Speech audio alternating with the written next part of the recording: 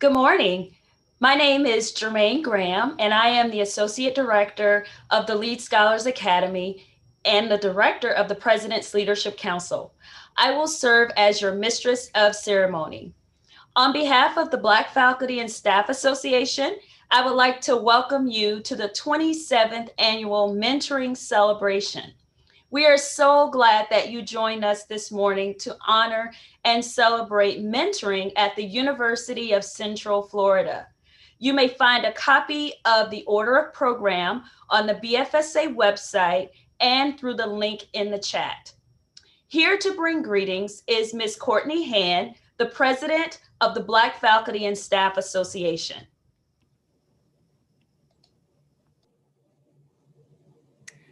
Thank you, Dr. Graham. As Dr. Graham mentioned, my name is Courtney Hand, and I'm this year's Black Faculty and Staff Association president. Welcome to the 27th Joseph Z. Andrews Annual Mentoring Celebration. We are honored to continue a legacy in celebrating the empowerment and need for mentorship and developing the students we encounter. In addition, we are commemorating 50 years of BFSA and marking the Black excellence in what has come before us, standing with us today, and using mentorship to develop the future and what will be. We invite you to also participate in the celebration by visiting our website, bfsa-ucf.org. You will find all engaging information, in addition to the opportunity to donate in support of BFSA and our scholarship funds. Again, we welcome you and look forward to a wonderful celebration today. Thank you, Courtney. Now we will hear reflections from Mr. Wayne Jackson, Director of the Multicultural Academic Support Services. Thank you, Jermaine. What a difference a year makes. This time last year, we were meeting and we were having breakfast and just gathered around in the student union. And little did we know that this time during the course of the year, we would have racial unrest. We would have an unprecedented pandemic. But yet here we are. We're here and we're celebrating. And so what I would like to do is give you an opportunity to just reflect for about 30 to 35 minutes, because despite everything that we have gone through, we still need to be thankful. So I'll give you 30 to 35 minutes for a time of reflection, and then I will close us out in a closing prayer.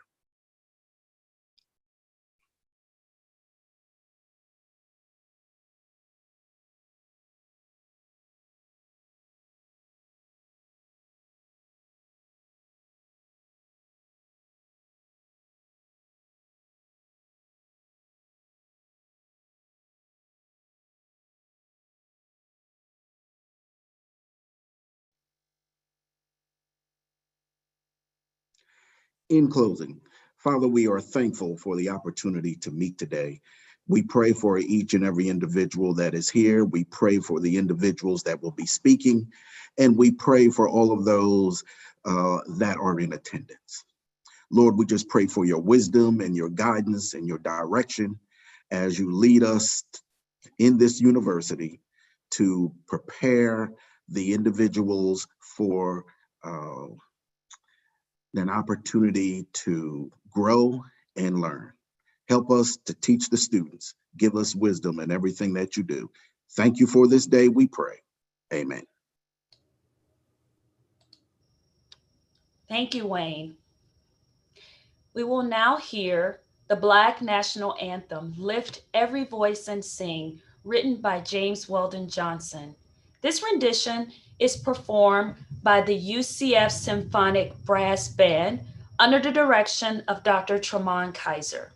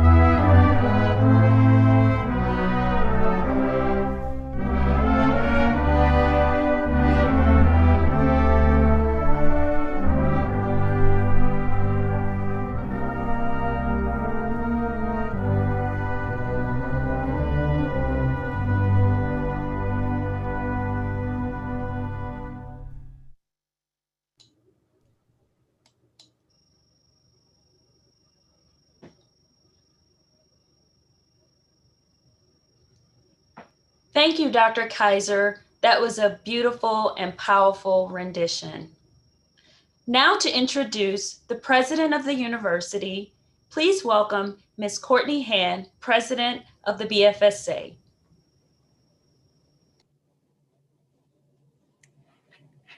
Thank you again, Dr. Graham. It is my pleasure to introduce President Cartwright today.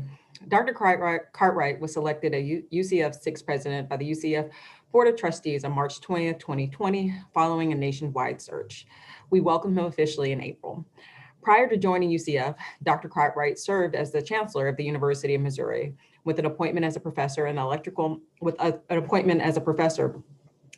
engineering and computer science department as well at the Missouri College of Engineering.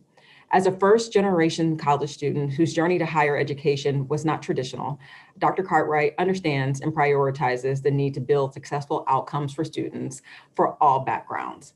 A native of the Bahamas, Dr. Cartwright holds a doctorate in electrical and computer engineering from the University of Iowa. His wife, Melinda, and two daughters, Alyssa and Andrew, join him in our UCF family.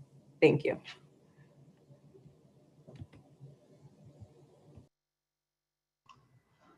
Good morning, and thank you so much, Courtney. It's been great to work with you the time that I've been here.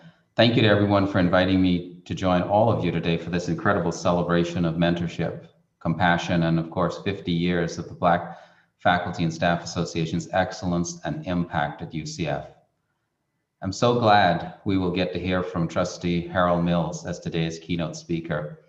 His extensive experience, leadership, and vision are assets to UCF and our community, and we are so fortunate to have him on our board. I'm not even sure he knows that I do consider him as a mentor, and I do go to him quite often to talk about different topics, and I learn from his experience. So thank you to him for helping UCF in so many ways. There's something to be said about those who find joy in helping others unleash their full potential. And I'm so proud to be here to help recognize these amazing individuals and all who have the calling to guide and uplift others. The role of a mentor is certainly an important one. And without the mentors in my life, I know I would not be where I am today.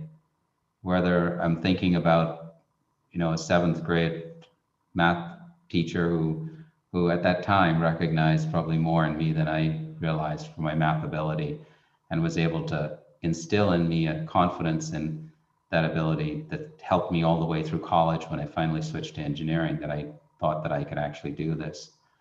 My research mentors at the University of Buffalo, Bruce McComb, Paris Prasad, many others who helped this junior faculty member who really didn't know what he was doing to learn how to work as a faculty member, submit proposals, get to know the right people, and really move forward in my research.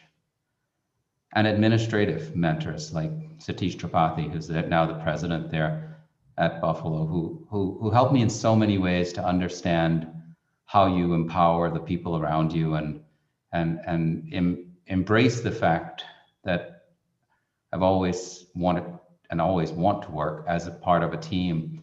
And I think about everything I do as coaching and helping each other. And that's the way that he ran a university that kept excelling. So it's those people that have helped me tremendously to think about my future. And I didn't even mention all of the mentors, of course. I've been fortunate to have so many in my life. Chair C, Board of Trustees, chair at UCF, certainly also helps me in many ways. It is remarkable when you think about what mentors do, the time that they put in, the effort that they put in to help others. And for the mere satisfaction of seeing success in others, it's powerful, it's important. And I hope that we continue to establish that type of culture here at UCF. One of the reasons I joined this amazing institution was because the opportunity it provides for our students and the success it encourages, not just for a few, but for all. We have a goal to become a top 50 public research university in this country. And I have to tell you that if you look at our metrics in terms of outcomes, we would be there. There's some things we need to work on, but we are already a top 50 in many, many outcomes. Some of the metrics that I'm particularly proud of relate to UCF's success over the past 10 years in closing the achievement gap for underrepresented students, where we continue to make amazing strides and where the 6-year graduation rates of our Black and Hispanic students far exceed the national average and make us a place that people look to for what can they do to improve their outcomes. Just so you know, UCF's 6-year graduation rate for Black students is about 68.2%, and that's compared to about 40% nationally. And UCF's 6-year graduation rate for Hispanic students is 71.8% compared to 50.3% nationally. And we will continue to strive to do everything to make that even better. Mentors play a big part in that. Give students the guidance, inspiration, and confidence and support they need to become the best they can be. As I stated, I never would have thought that I could do some of the things unless there are people around me encouraging me that I can do something. I wouldn't have gone to graduate school if it wasn't for professors saying, maybe you should really consider going to graduate school. Those are the mentors, the people who touch us in ways that, in a daily way that they don't even recognize that maybe they're mentoring at the time, because it's who they are, it's what they do. And it's those mentors, advisors, professors, who certainly inspire and help everybody to know that they can be successful. And it's also important for our students that they can see themselves in their mentors. And so when we have people, all of you, who are helping us to be more successful with our students and helping our students to achieve more, that's why we see the results we see.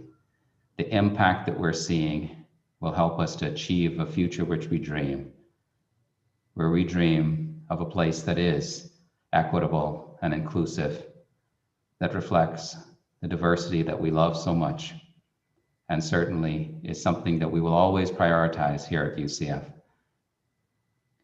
We are working to recruit a leader for this area at the highest level that will help lead our efforts and strategy across the institution to help us deliver on our goals. The next Vice President for Diversity, Equity, and Inclusion will help us to do that. We want to be an institution that all students want to be a part of and know that they belong here and know that they can succeed here. Thank you for the work you do every day that helps us achieve that, and for the incredible impact you have. Go Knights and charge on.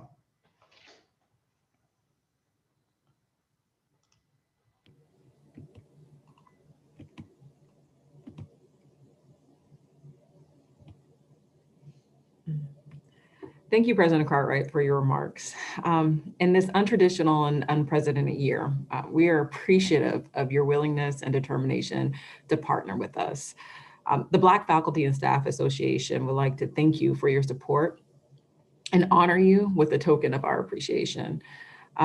We thank you, President Cartwright, for your unwavering support. You are being honored with much appreciation and gratitude. Again, thank you, and we look forward to our growing relationship.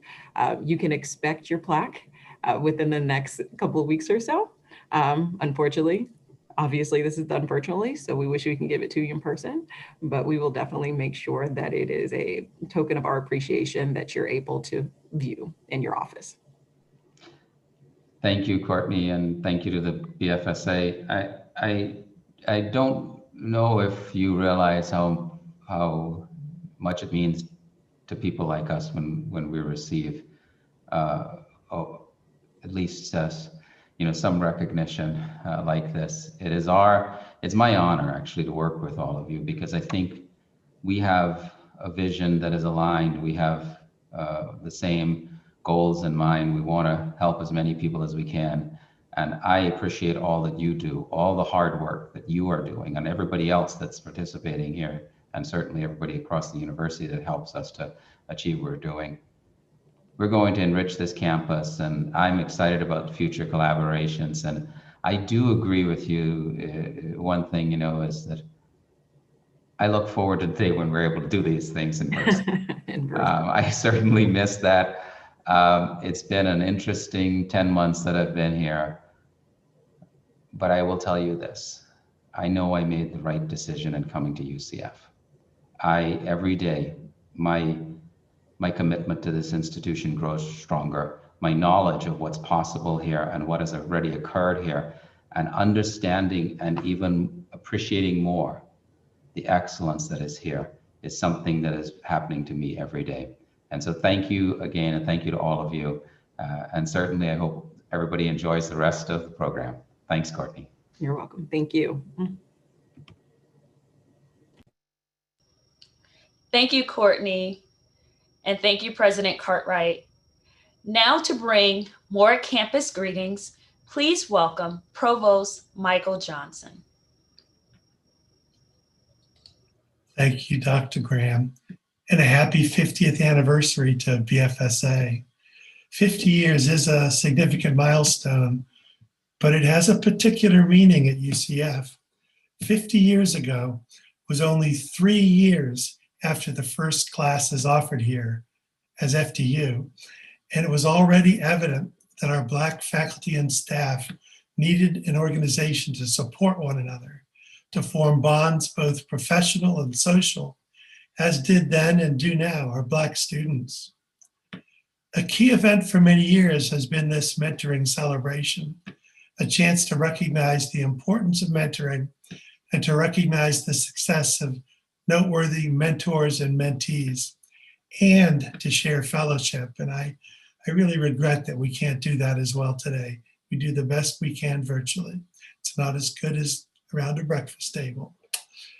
This celebration, though, has been going on for half of the organization's existence. For those of us who are not a regular part of BFSA, these breakfasts have also been notable because of the remarkable string of speakers they've brought to campus. People who understand the value of mentorship, speakers who move us to lift one another up. These included opportunities to hear from Bernice King, Nantobi Naomi Tutu, Sabrina Fulton, Trayvon Martin's mother, in a very brave presentation, Julian Bond, and many others. These speakers uniformly support mentoring as part of the life-fulfilling action that they urge all of us to take on. But every one of them has also demanded more of us. We need people of conscience to speak out to make UCF a better university. We want to be a place where everyone can feel welcome and can grow and can excel. And we are not there yet. It takes work. I hope this goal matters to all of us at UCF and not just those present virtually today. Dr. King made it clear we may have all come on different ships, but we're in the same boat now.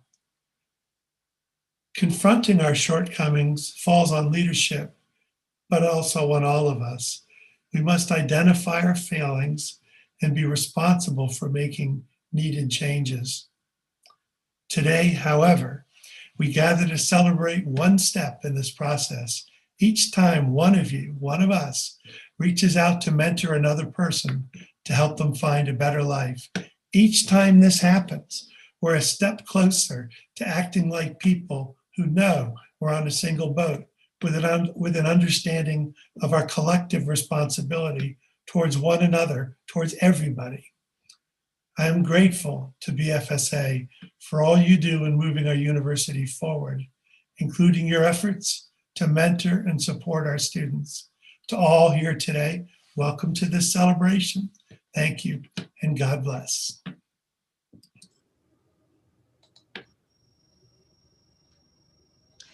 Thank you, Provost Johnson, for such a wonderful welcome. Now, on behalf of the UCF student body, we will hear student greetings. First, from Ms. Otisha Barrett, President of the Black Faculty and President of the Black Student Union, and then from Ms. Sabrina La Rosa, President of the UCF Student Government. Good morning, everyone. My name is Otisha Barrett, and I'm a senior majoring in interdisciplinary studies. I currently serve as the president of the Black Student Union here at UCF, and I just want to start by welcoming again everyone to this mentoring breakfast hosted by BFSA and congratulate them on this 50-year milestone. Thank you for all you do on campus in creating a sense of community for us. Mentorship is a two-way street. It may be easy to default to the idea that the mentor plays a more dominant role or a dominant role of the relationship. But mentees must remember to take ownership of their own growth and development in such a relationship. Ask questions, stay curious, be authentically interested in getting to know your mentor, and help guide the relationship to your own benefit. So far in my experience, personally and professionally, the mentors that I've had have always challenged me not to be a carbon copy of them, but rather an empowered version of myself. As a first-generation student, I realize how valuable my mentors are and were to my growth. Thank you.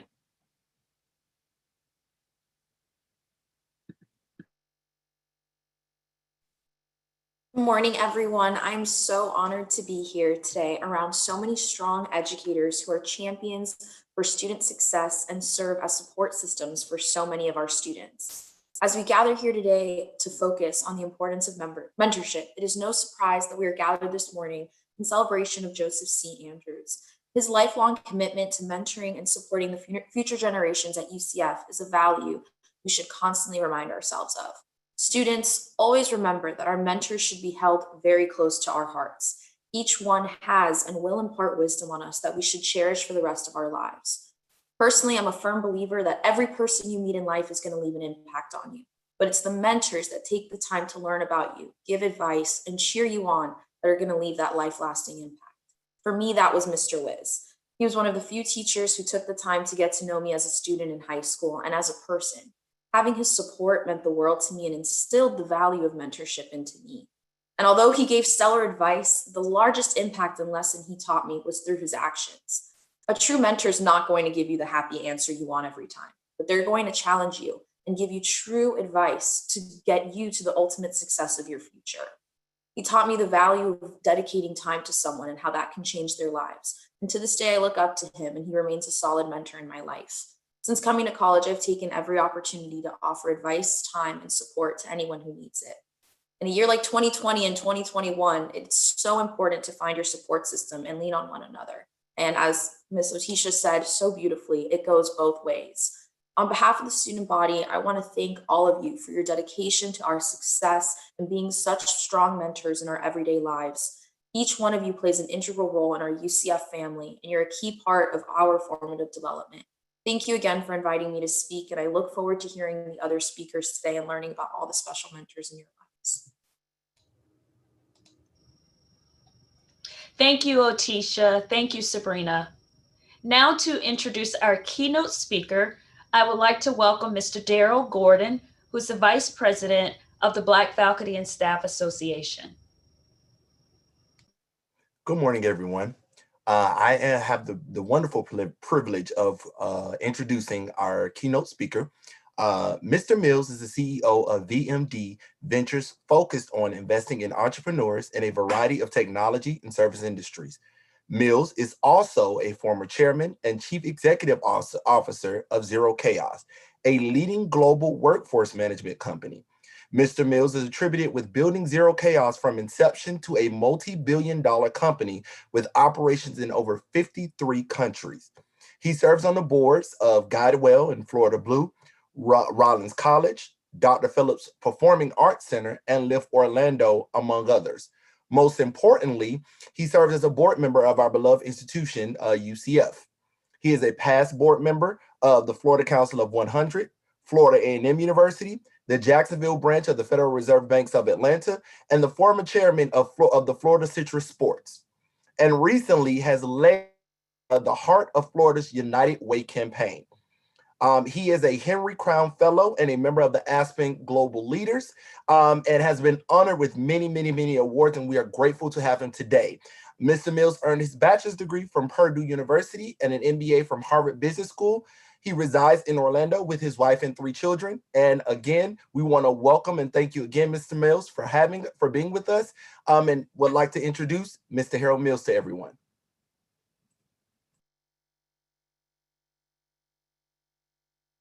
Guys can hear me or not, if they can get a thumbs up or so from someone. We can hear you. Thank you. Okay, great. Thank you so much. I am delighted to be here, Madam President. Thank you for the invitation for sure. And I would just say, first of all, congratulations on 27 years of this mentoring celebration. What an incredible program, and the results of the program have been astounding and have had lifelong impact on many students in particular, as I understand it, and as well as 50 years of Black faculty and staff.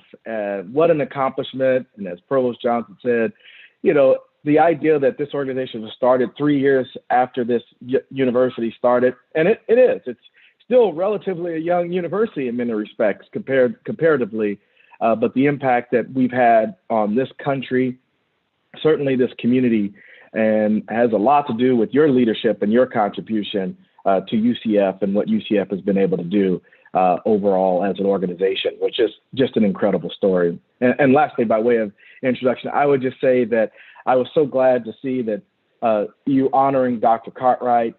It's just been a thrill getting to know him over the last 10 months. And I can only say that, you know, you have no better partner in my experience, and no better opportunities for partnerships and strategies and results than Dr. Cartwright being on our team, and the leadership that he's shown in this university, particularly as it relates to leadership as it relates to diversity and inclusion, is absolutely incredible. And it's an opportunity that we all need to take advantage of and push forward with for sure, and understand. And he will be a listening ear as well as a champion for all of us. And so thank you for honoring him. And I look forward to that, watching that partnership mature and develop over the coming years. So, you know, it has been a strange 10 months, and I'm sitting here on a Zoom call with all of you. I'm not sure about you, but I'm looking at a bunch of great pictures and photos. You know, it's sort of a weird time, weird scenario to kind of give a speech or a talk without kind of any audience feedback. But, you know, it's just one other thing that we've gone through, and we're quite resilient for sure. And it's different, but as usual, you know, we'll make the best of this difference for sure. So in that spirit of being different, I actually want to try to, if we can, have a little bit of a discussion today. I might challenge the technology folks a little bit, but well, I'll say a few words, but then we'll have a Q&A time. And if you, you know, might want to try to put them in chat or so, put your questions in chat, and we'll try to address many of those as we can toward the end of my words. And I'll spend some time kind of talking about or spend some time talking, but I'll leave some time to answer your questions. By the way, it's Monday, so happy Monday to everyone. It's also February 1st, so that means it's the beginning of Black History Month. So I guess that means I get to start off the Black History Month with a little Monday controversy, as they say. I was talking to Daryl and Candace, and I said, you know, I'm not really a big fan of Black History Month, right? And certainly I appreciate its effort and its focus and the history and sort of why we have it. But it's just not lost on me that somehow the story of Black contributions don't end after 28 days at the end of this month, you know? So to that end, just as a side note, I offered this Black challenge on Facebook to my friends and family. And so I'll just extend it to you as well. And the challenge is to post one story, at least one story per month, all year long, that highlights a community, an invention, or a person that informs or celebrates the contributions of Black people in our great country. And then I would challenge you to challenge one other person to do the same. So one story per month, all year long, and just use the hashtag Black Challenge if you can, just to make it fun.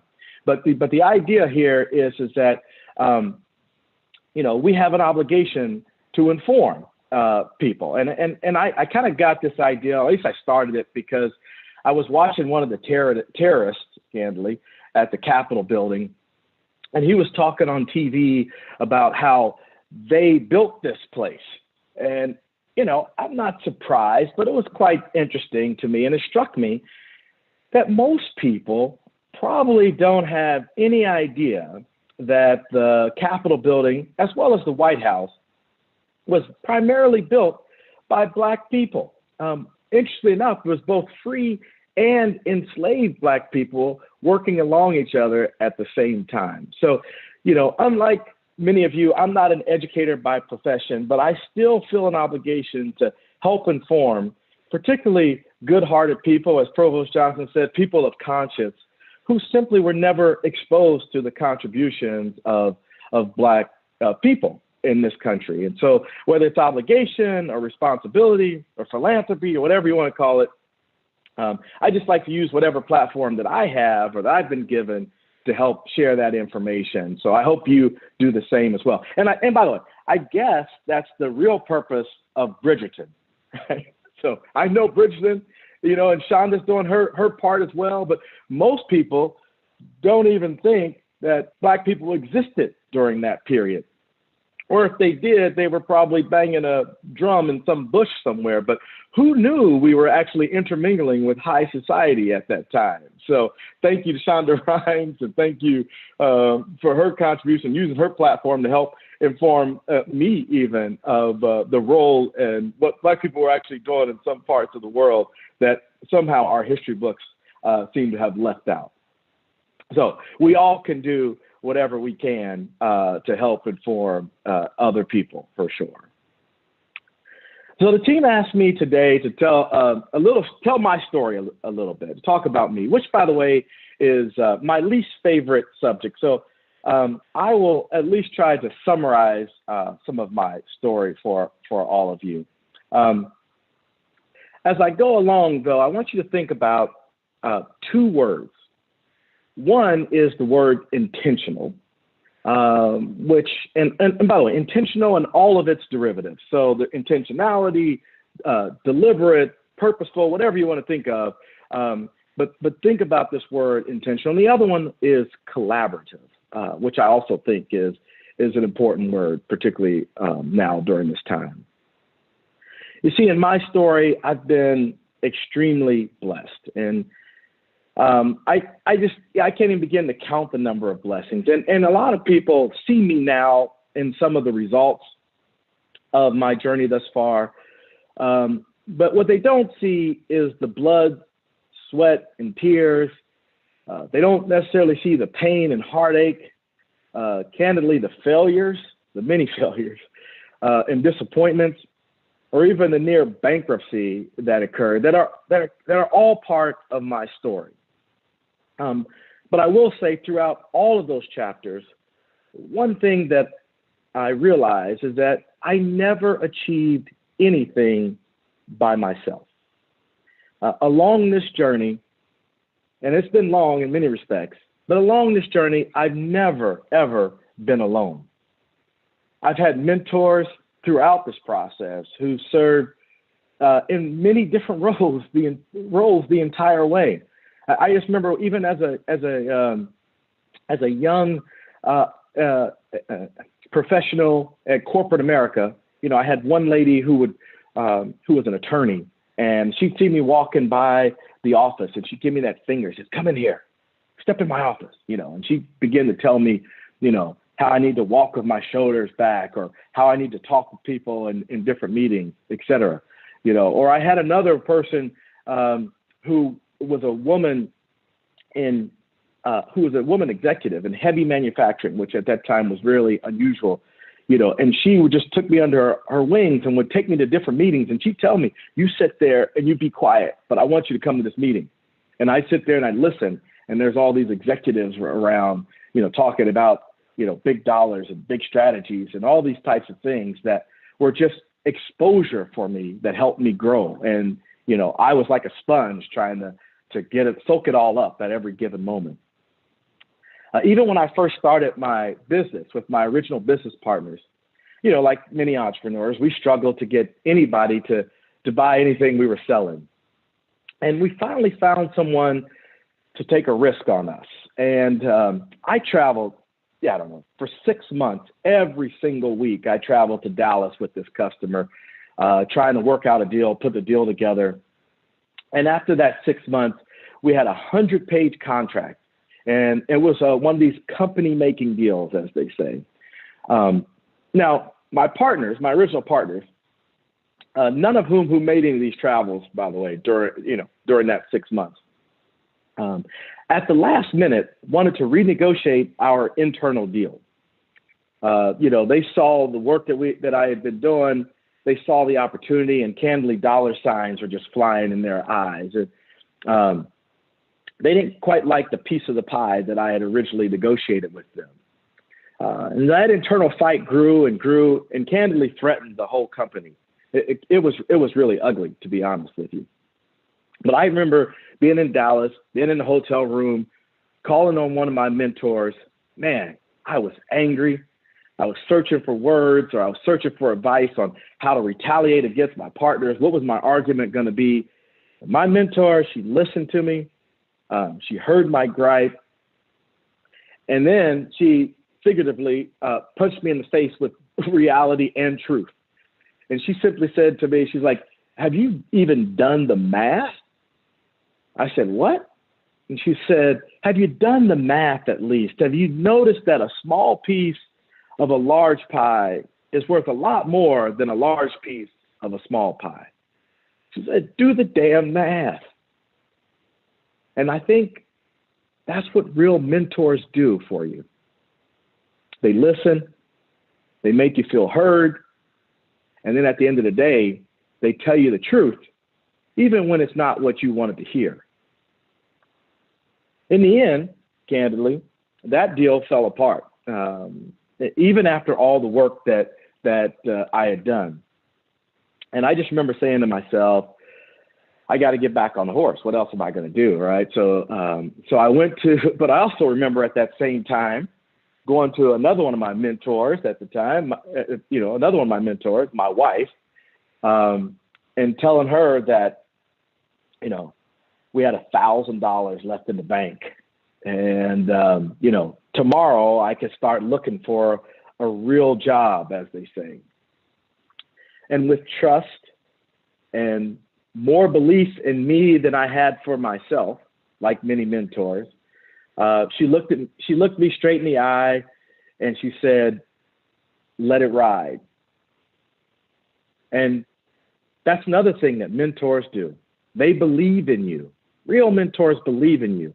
And sometimes it's at those very moments where you really don't believe in yourself, certainly not as much as you should. And so our story continued. Candidly, during that time, my original partners got a little squeamish and they wanted out. And so I raised some money and exited them out, which, and our business continues to grow and continue to progress. And then I remember this another sort of sentinel moment in our history. It was the time when we had this opportunity to go international. And I remember there were 100 reasons why we shouldn't do this, right? Why we had so much work to do here in the U.S. domestically. We were still really fairly young, and all sorts of things that we could be working on. But the customer was IBM, and they wanted us to help them, someplace in Denmark, which I had never been. I'm not sure I could have even pointed on the map if I had to in 10 seconds or less. But over the weekend, I called my mentor and he told me, he's like, "Yeah, it is risky.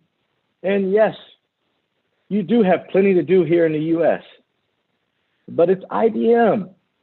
And one thing is for sure, IBM is going to solve their problem. They're going to get their problem solved. And it's either going to be with you or it's going to be with your competitor. And all of a sudden I said, yep, you know what? I have no idea what I'm doing. I barely know where Denmark is, but we're going to jump off this cliff and we're going to grow our wings on the way down. And candidly, within 90 days, we had, we hired a bunch of lawyers, a bunch of accountants. We learned everything we could about Denmark, and we were up and running in 90 days. And see, that's another thing that mentors do for you.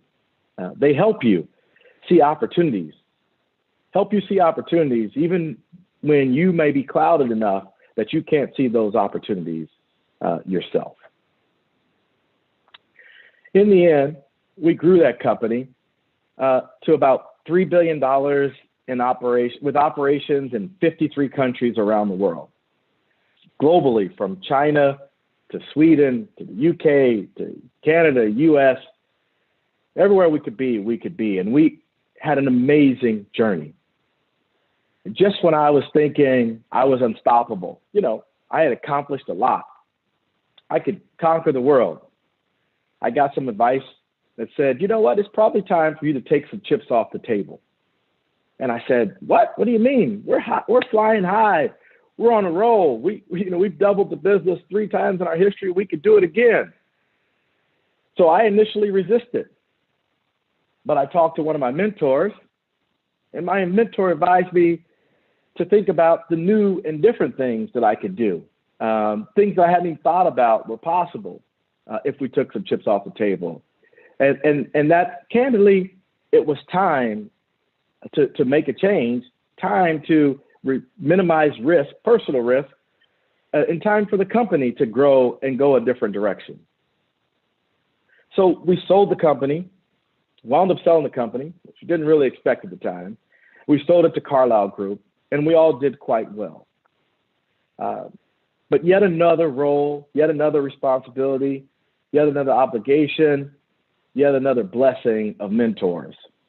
See, sometimes mentors, they check you, right? Just when you start to believe your own bullshit, they try to put you in check, right? It's exactly what you need. So all along my journey, I had people collaborating with me, and they were very intentional about it. And that's why your program is so important to each of you as faculty and staff, but also so important to the students who participate in the mentoring program. So that means because it's so valuable, because you can all help each other, because you can help each other grow and face new phases of your life or new parts of life's journey, it's also so important to be intentional about it.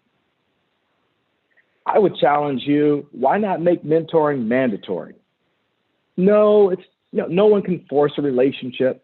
No one can force a relationship to be successful or force people to even like each other, candidly. But you can force infrastructure. You can force support systems. You can force an introduction. And then what people do with that introduction afterwards is something completely different. As an example, at my daughter's school, one of my daughters is a freshman in college. A sophomore in college now, time flies. But as a freshman, every freshman is assigned a mentor. They're either a junior or a senior. They're assigned a big brother or a big sister, and they're assigned to them this summer before they start their freshman year. And it's someone to ask questions to, someone to get advice from, et cetera. It's just an introduction of a relationship. Do they all work out? Absolutely not. But they have found that somewhere near 80% of those relationships last well into their careers past college. I think that would be a definition of success. If you can start those relationships, make those introductions, and not only are they helpful throughout their college career, which is critically important for the success of students, but also those relationships continue into their professional careers, which I think is this incredible bonus for people to be able to benefit from. So speaking of intentionality, as Black faculty and staff, it is your obligation, right, to help pull people together and to inform and to also represent. I've learned quite a few things over the last 10 months. You know, particularly as it relates to this racial reconciliation or reckoning that we are going through as a country. And BFSA has an important role to play in that. One of the things that I've learned is that everywhere in society throughout our history, we've only progressed as a society if we do that together, white, black, brown, and others. So I challenge you to tell me a time in history when we've made significant progress where we haven't worked together, where we haven't worked collaboratively. You know, many of you you've read the story of Harriet Tubman, of course. Some of you saw the movie of Harriet Tubman. You know, there were a lot of white people involved in the Underground Railroad, right? There were a lot of people who made that successful. Black people didn't end slavery on their own. There were a lot of abolitionists involved in that process. William Wilberforce, right, who one of the great HBCUs is named after in Ohio. When you think about women's suffrage, you know, we didn't get that amendment passed without the support and help of men, right?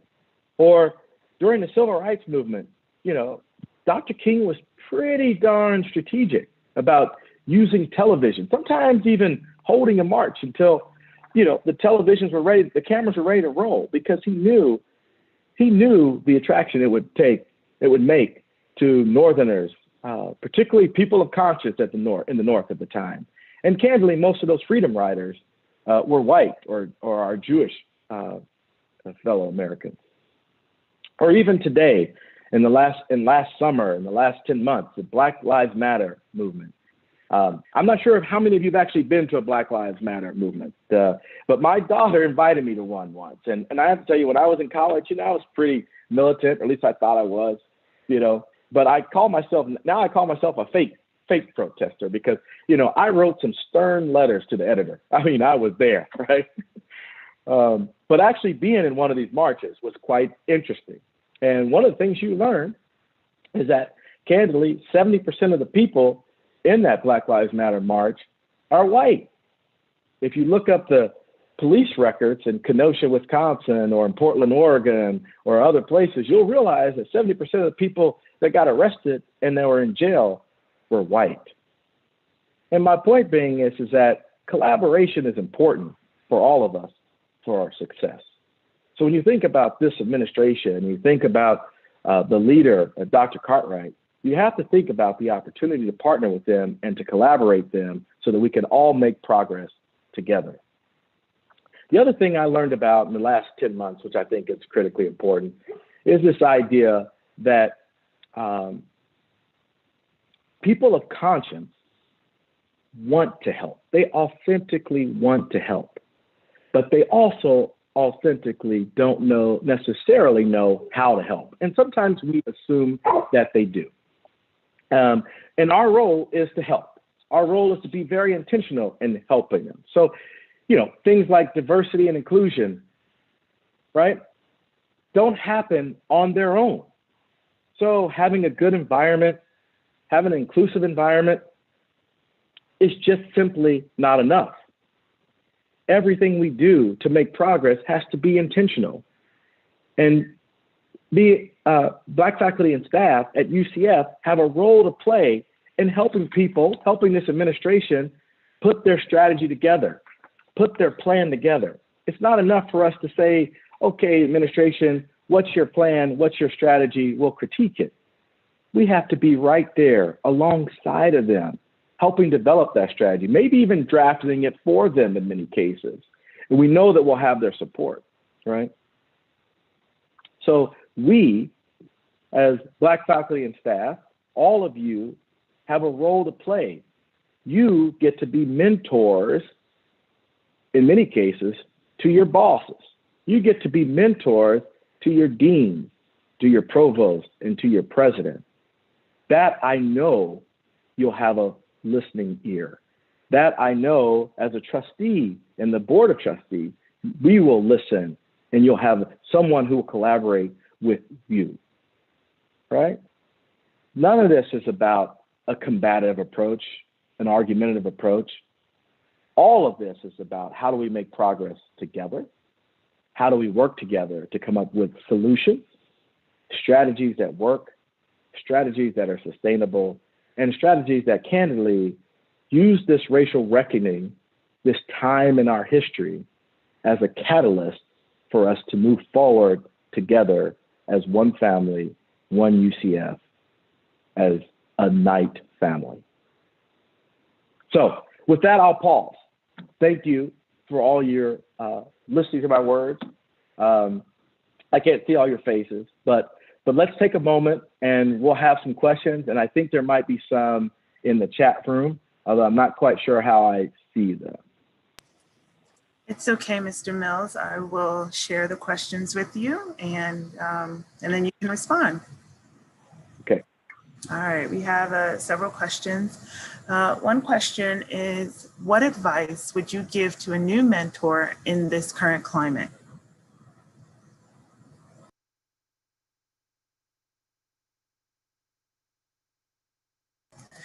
You're on mute again, Mr. Mills. I am. Okay, can you hear me okay now? Yes, sir. Okay.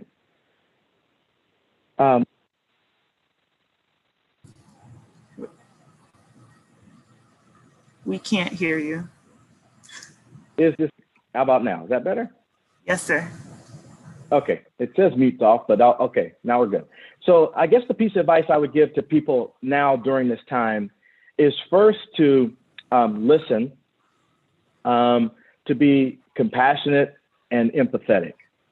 I think it is maybe surprising to some, hopefully not to many, that people are distressed in a number of ways, right? The world we live in, the chaos we live in, we're having breakfast over Zoom, school classes remote more so than normal, let alone everything we see on TV in politics and insurrectionists and our democracy, our entire country at stake. And so the first thing I think we have to do with each other is make sure we listen and hear our mentees and what their concerns are, what's on the top of their minds. And, I've been married now for 26 years. And, one of the best books I ever got when I was a young married person was Men Are From Mars, Women Are From Venus. So in that book, it talks about, particularly men trying to be Mr. Fix-It. Well, men or women, whoever we are as a mentor, we should not rush to fix it, right? We should rush to listen and rush to hear and be compassionate. And then we can collectively come together for solutions or action items, et cetera. But I think my best advice now is make sure people know they have somebody they can talk to and someone who will hear them. And sometimes it's someone they can just have breakfast with and be in their presence with. There's a second comment to this. How do you advise or develop baby steps for mentees who are currently living at home but want to break out on their own after the pandemic? So mentees who are living at home who want to leave home after the pandemic, is that part of the nature of the question? I think more so have the running start when the pandemic is closed so that they can capitalize on their futures. Yeah. So look, I think it's interesting in the sense that in some respects, Zoom has helped us be able to get together easier because we don't have to travel to places, those types of things. We can fit more things in our schedule, seemingly. So I would say, look, make sure you're reaching out as a mentee. Make sure you're still joining the student organizations, even though they might be on Zoom.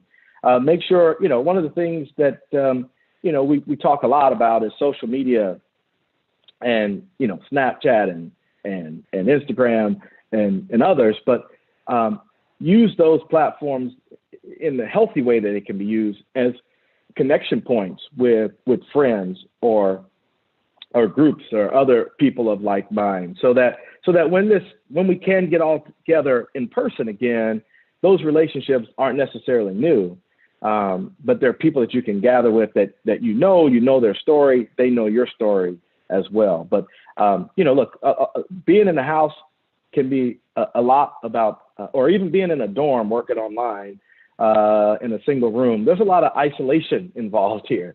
So the reality of it is how do you break the isolation? Whether it's in a social distance environment, we do live in Florida, or whether it's online or Zoom or any of your social media platforms, leverage those to break that isolation so that when we can come together openly, we'll be in a much better spot. Thank you, sir. Our next question is, what do you see as the biggest challenges for UCF? UCF has a great story. It has this journey of rapid growth, rapid student body growth. Now what that led to between our academics in particular, our winning the cybersecurity competitions out in California, our football team, all these things have led to this national stage, and the eyes are on us now, right? So the issue for us is not necessarily more growth in terms of size for the sake of growth, but candidly, how do we leverage this size to create scale so that we can identify the things that we want to be great at, right? And no institution, no enterprise, no university can be great at everything. And so we have to decide what things we're going to do, what things we're not going to do anymore, candidly, what things we're going to be good at because we're large, but really decide which things we're going to be great at. And if that's in research, if that's in engineering, if that's in any of our physical sciences, or if that's in any of our space work, whatever that means, whatever that ultimately is, right? That's the process we have to go through. Really look at where our strengths are.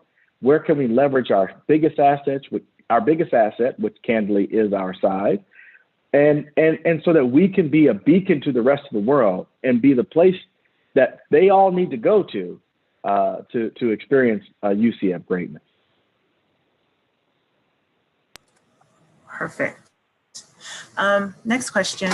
What are your suggestions for networking to create relationships? And what do you think of the stock market activity tied to AMC and GameStop? Well, those are like two very different questions, but okay. Look, one of the things about relationships, and again, I separate introductions compared to relationships, right? And so relationships have to be based on authenticity. At the end of the day, you can't force them. You can't be fake. It can't be one-sided. It can't be take, right? They have to be authentic, and you have to be able to have something that you can give to the relationship. And sometimes that's not necessarily giving as in I'm buying you lunch every time, and if you're a student and you have your relationships with a professor, it's not necessarily you're going to be giving the professor advice all the time. Sometimes that is you're actually going to listen to the professor's advice. You're actually going to make progress and follow up on some of their suggestions and recommendations. That's actually, you responding is actually giving, if you will, to the relationship. So,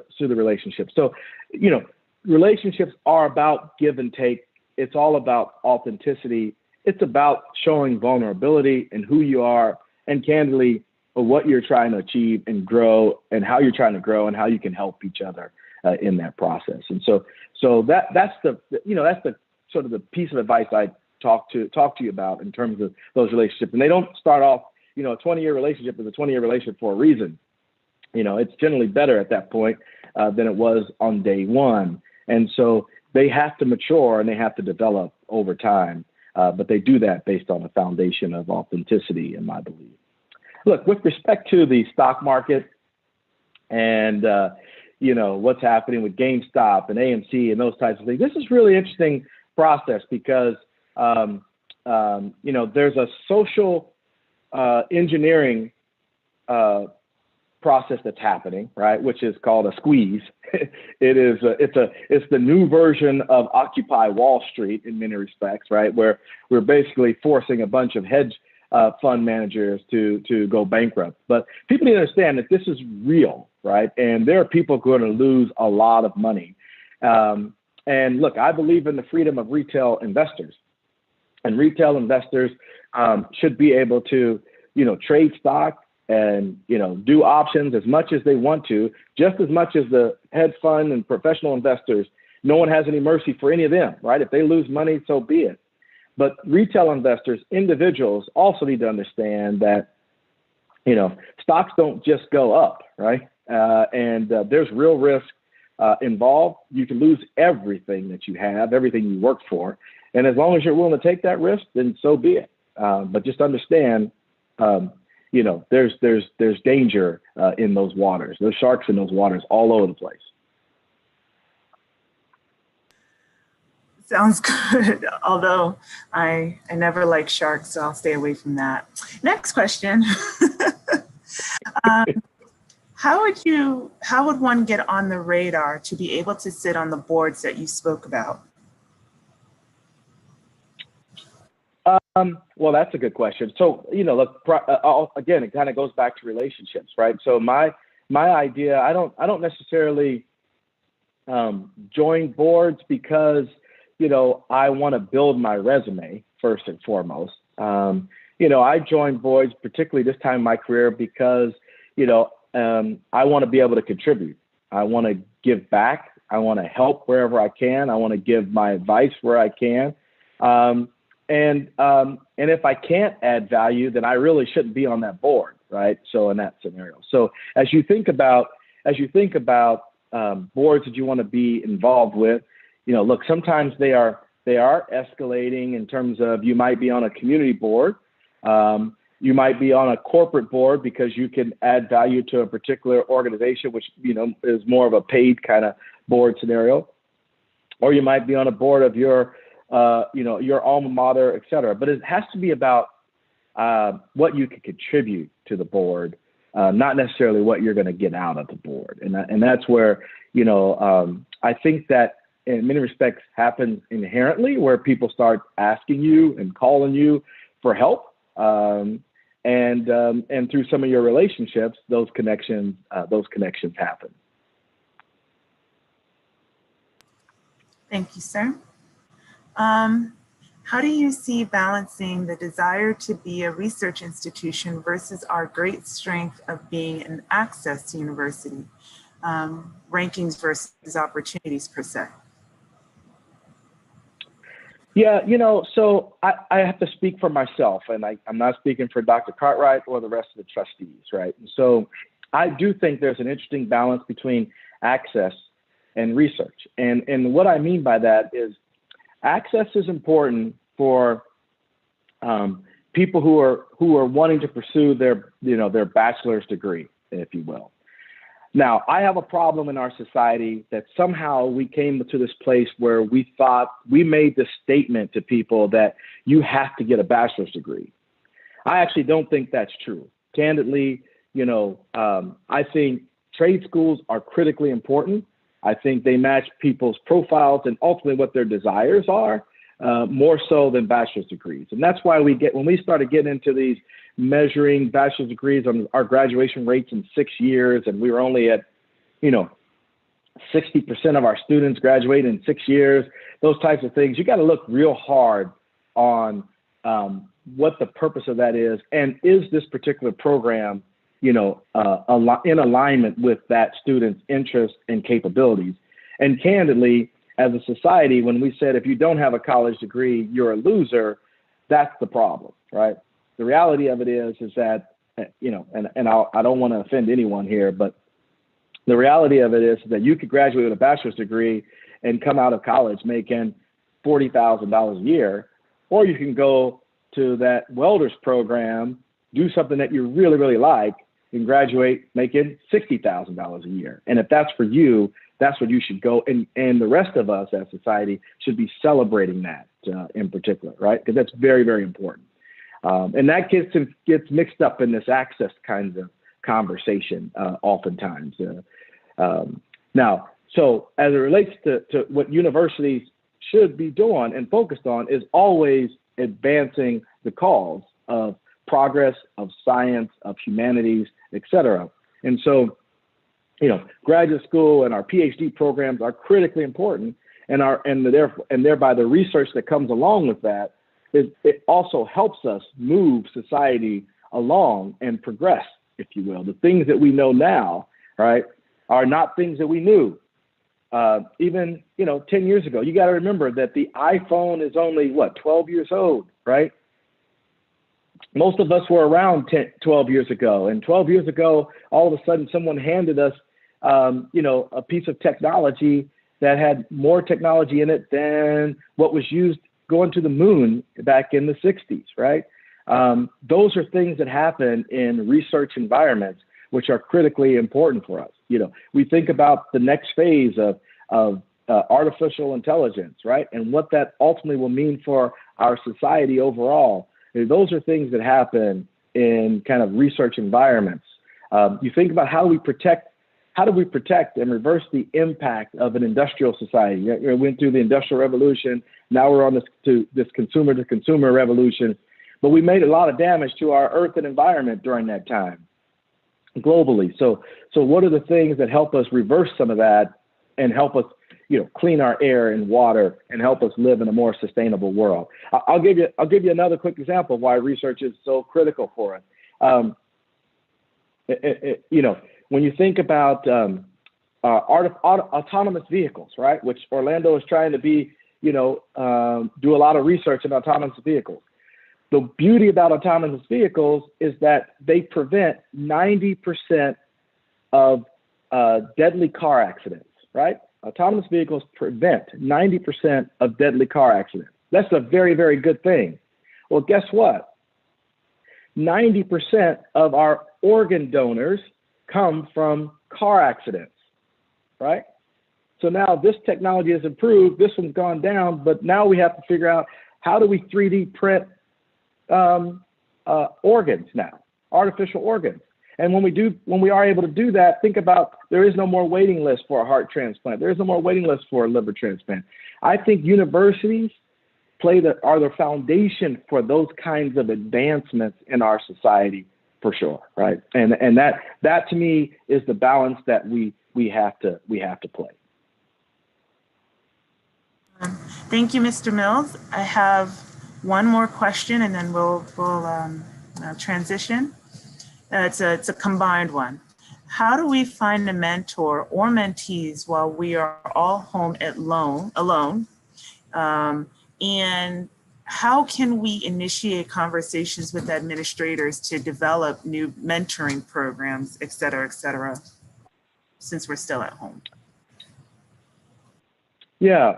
So again, I don't want you to think, look, there are barriers to being at home. There's no question about it. And there's a lot of things that we've had to adjust to. But that's why I started this discussion off, because we're resilient and we adjust. That's what we do. I mean, go back to 1918, 1919. They had a pandemic and it was a year long. And the fun thing to do to read about it is, they had the same arguments about where to wear a mask or not to wear a mask. They had the same discussions about whether to open schools or not open schools. I read a funny story the other day about Chicago in the wintertime during the pandemic in 1918, where, they wanted kids to be in school desperately. And so they would go to school, but they would open all the windows and blast and turn the heat up really high, just so they could have air circulating. So the point being is we survived 1918, 1919. We progressed a lot afterwards, and we're going to do the exact same thing this time too. So don't let any of these things feel like or seem like they're an inhibitor to you progressing or moving along. So you just use what you have. They didn't have Zoom back then, by the way. We do now. They didn't have TikTok and all these other fun things that we could use and leverage to make connections with people. They didn't have Twitch to join, a Friday night, online dinner party.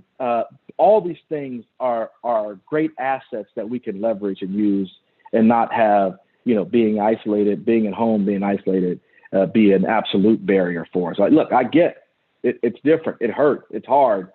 But that's where we have to support each other and help each other push through. And similarly, as it relates to, how do we work with the administration on programs that we think, look, I think as an organization, UCF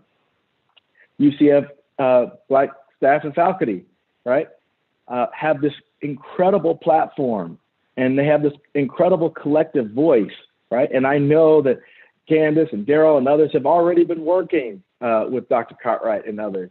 And that collective voice is so important. And again, none of the being at home thing stops us from developing a strategy, from developing a draft plan or proposal to present and then understand both sides of the story and negotiate what we can do and what we can't do, and then work with our deans and work with our other administrators to say, this is what we think, fits or helps Black students and other Black faculty and staff at UCF in particular. And then experiment, right? Not everything has to be a home run. Every proposal doesn't have to be a home run. There might be things we just try. Let's just try it for 6 months. So let's try it for a year and see what happens. And I think that's the kind of environment, we are a research institution, right? That's the kind of environment we want to help create and be a part of that solution as individuals, but just as importantly as an organization. And don't doubt, again, that people are listening to what you have to say. In fact, I would challenge you that we probably want to hear even more in a collective perspective. So thank you all very much. I've enjoyed my time with you. I look forward to working with all of you even more as we move along and continue to make this organization, this university, the best university in the land. Thank you very much, Mr. Mills. It was a pleasure. And thank you for speaking with us and allowing us to ask questions, because this is truly a first in the 27 years of the breakfast that we can interact and pick your brain a little bit. So it is a pleasure, and thank you for giving us that opportunity. And we've got a couple of people saying thank you. You've provided a lot of great insights, and they're happy that you came and hung out with us. Thank you. And my pleasure. Thank you all. And Dr. Mills, just in the spirit of gratitude, we want to thank you again, as Candace said, for all of your insight, for your enthusiasm, and as we transition into this new period, as you said, of the technological age and embracing that, we want to thank you technologically for now, for speaking with us and present you electronically. A thank you for participating in our breakfast this morning with us and being our keynote speaker. Again, similar to what we told Dr. Cartwright, you will receive an actual momentum in the mail when we can get that out. But we did want to show our appreciation for you. Thank you so much for your enthusiasm. Thank you so much for your insight, and just sharing, and being candid with not only us, but also with all of those who have attended this morning. So thank you again, and we really appreciate it. Oh, you're on mute. I was just saying my pleasure, and God bless you all. Thank you.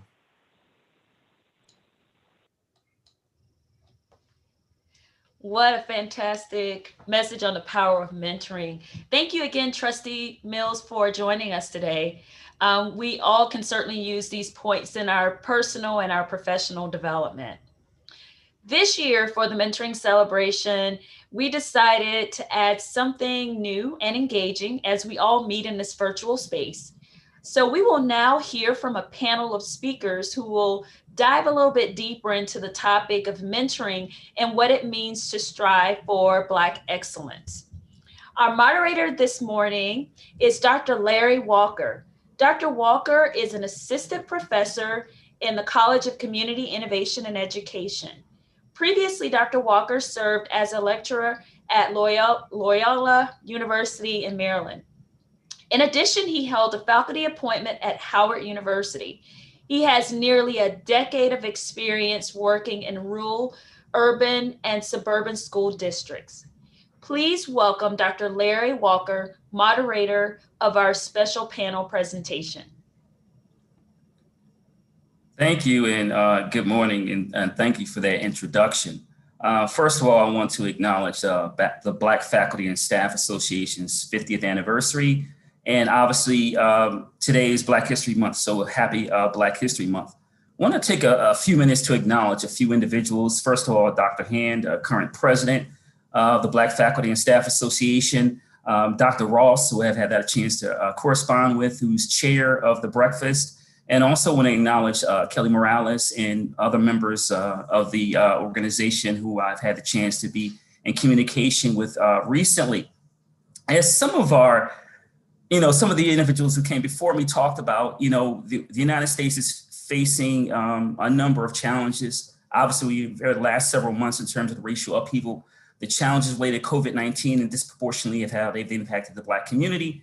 And there are a variety of other issues, challenges relates to not only the United States, but particularly higher education and also working at various other entities of research, et cetera. So the title for this discussion is Striving for Black Excellence.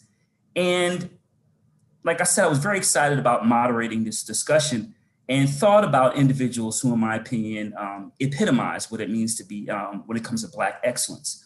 And the three individuals that are serving on our panel this morning are the individuals I thought of immediately.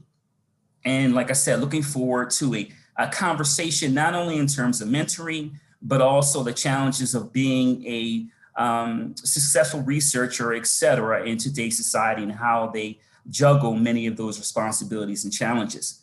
So let me start off by introducing three panelists. Let me also add that I've had the opportunity to work with each of the panelists in some capacity. So like I said, very excited to introduce each one of them.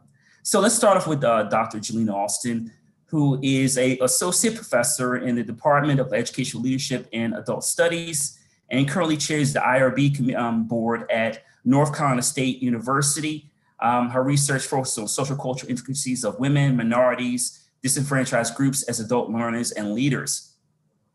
Welcome, Dr. Alston. Next, I would like to introduce Dr. Frank Franklin, who's trained as injury epidemiology and injury prevention from Johns Hopkins University School of Public Health. He has his doctorate from Johns Hopkins, also has a law degree from Drexel University. And he also currently serves as the on the board of scientific counselors and Centers for Disease Control. And he is the principal epidemiologist with the Multnomah County Health Department. Did I get that correctly, Dr. Franklin? Close enough, Multnomah. Close enough, okay. And serves as the director of in the Division of Epidemiology, Analytics, and Evaluation in Oregon. Thank you, and welcome, Dr. Franklin. Dr. Emmett Riley is currently the Associate Professor and Director of the Africana Studies Department at DePaul University in Greencastle, Indiana. He's also a contributing faculty member in the Political Science Department, and his focus is on American political politics, race, and international relations. So welcome Dr. Riley's, Franklin, and Alston to this panel discussion. Also want to recognize that Dr. Franklin is on the West Coast, so I appreciate him taking time out of his busy schedule to talk to us this morning. So thank you, Dr. Franklin.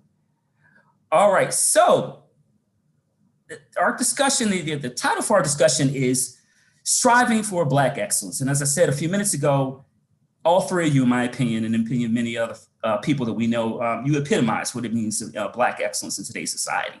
So I think the first question is, how would you define Black excellence? Dr. Alston, you want to take it? You can go first. Yes. Good morning, everyone. First, I must say thank you so much to Dr. Larry Walker. He is a good friend, great colleague, and it was my pleasure to participate this morning. And he know this is coming from a place of love, but I would be remiss if I did not clarify something.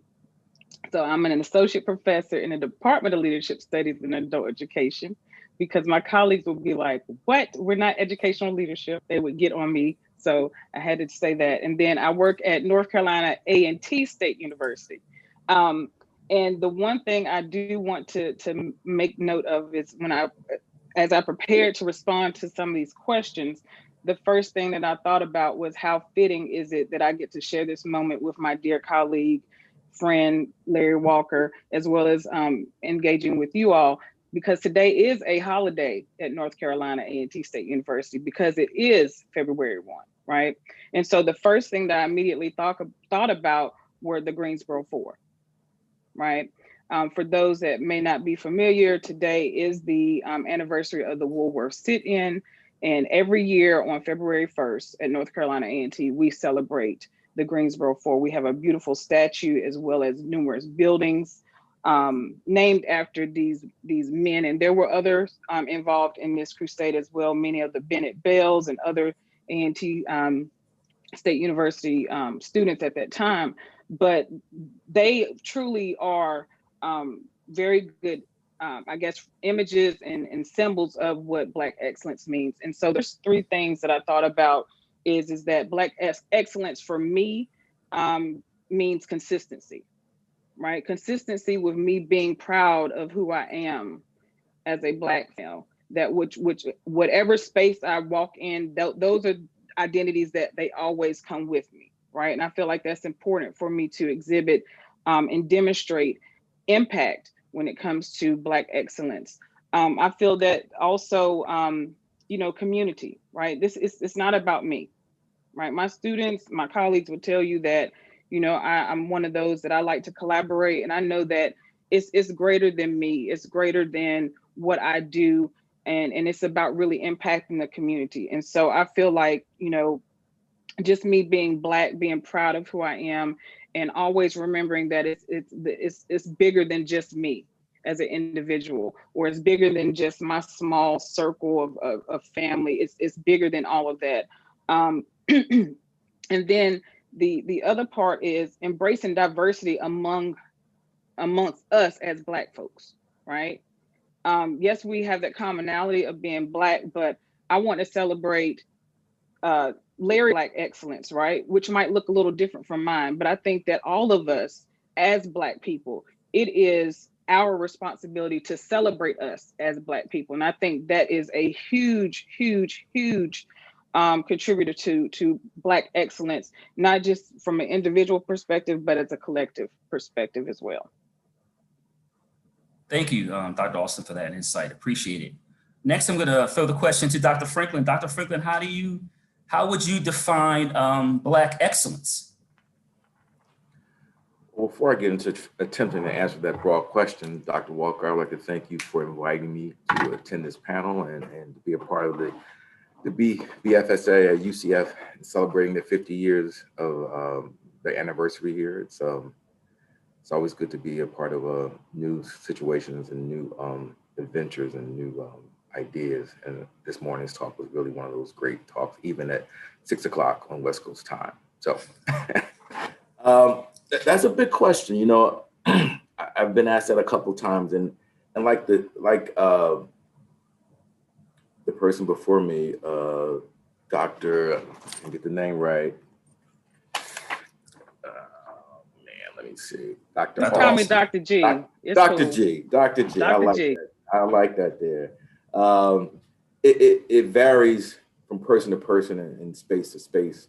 But I think for me, one of the ways that I, over the years, what I think of as excellence, and I use that term loosely, right? Because I don't know if you ever reach excellence. It's something you're always probably striving for. But I think as an African-American scientist and mentoring students, I try to go back to what are the type of advice I give them when they're pursuing their careers. I think for me, it has been developing the skill of navigating the journey of life's no's into a yes. I think no matter what your career is, whether it's in academia, whether it's trade, whether it's making donuts, whether it's laying bricks, whatever the case may be, particularly as an African-American and as an African-American male, you're often given scenarios of what I call no's, right? No, you can't do this, no, or you get this sort of additional interrogation or scrutiny about your aspirations and your dreams and your goals and where you want to go and how you want to have agency and authorship over that direction. And over time, I think what sort of builds into what we call excellence, or what I like to think of as a credible sense of resiliency that you can use as currency time and time again, is understanding how to navigate a no into a yes.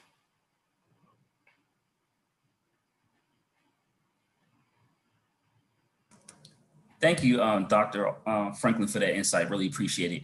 Next, Dr. Riley, can you talk to us a little bit about how do you define Black excellence? All right, good morning. Thanks for inviting me to be a part of this panel. I definitely appreciate it. And I'll also say it's because of you I got one of my first publications. In fact, one of my first publications on tenure track was in an edited volume you did on Obama and the political landscape. Having said that, I'll share some of the ideas that our colleagues have previously shared. I think that reaching excellence is a perpetual goal we all share, and that excellence looks different from person to person. As a political scientist, one of the things that's troubling is that we all too often define excellence as access to certain elements, as an acquisition of a certain amount of wealth. And so when we do that, we engage in the same neoliberal tendencies, right, that have breeded systematic oppression within our society. So as I think about Black excellence, I think about Black intellectual thought. I think about the pillars of our community who have pushed us to be a better person, to be better humans. Even those, individuals like my grandmother who did not attend college, who did not finish high school or elementary school, but had that tenacity and also that life experience to direct us. I also think too that when we think about Black excellence, that in this moment, racial consciousness has to be a part of that. Because if we're teaching people to be excellent and that excellence is tied to some acquisition of wealth, that really isn't Black excellence. But I also think that as we navigate this particular space in America where the world is grappling with a country that is becoming more Black and more brown, and as white people begin to respond to that change of the racial dynamics of our country, there has to be a level of consciousness that guides us no matter what profession that you may be in, right? So you may be in health sciences, you may be in academics, you may be in corporate America. At the same time, the world is changing. And so as the world changes, we have to produce people who are prepared to deal with the change in a diverse workforce. But most importantly, we've got to exemplify a concern about uplifting our communities. Not saying that we speak for our communities, right?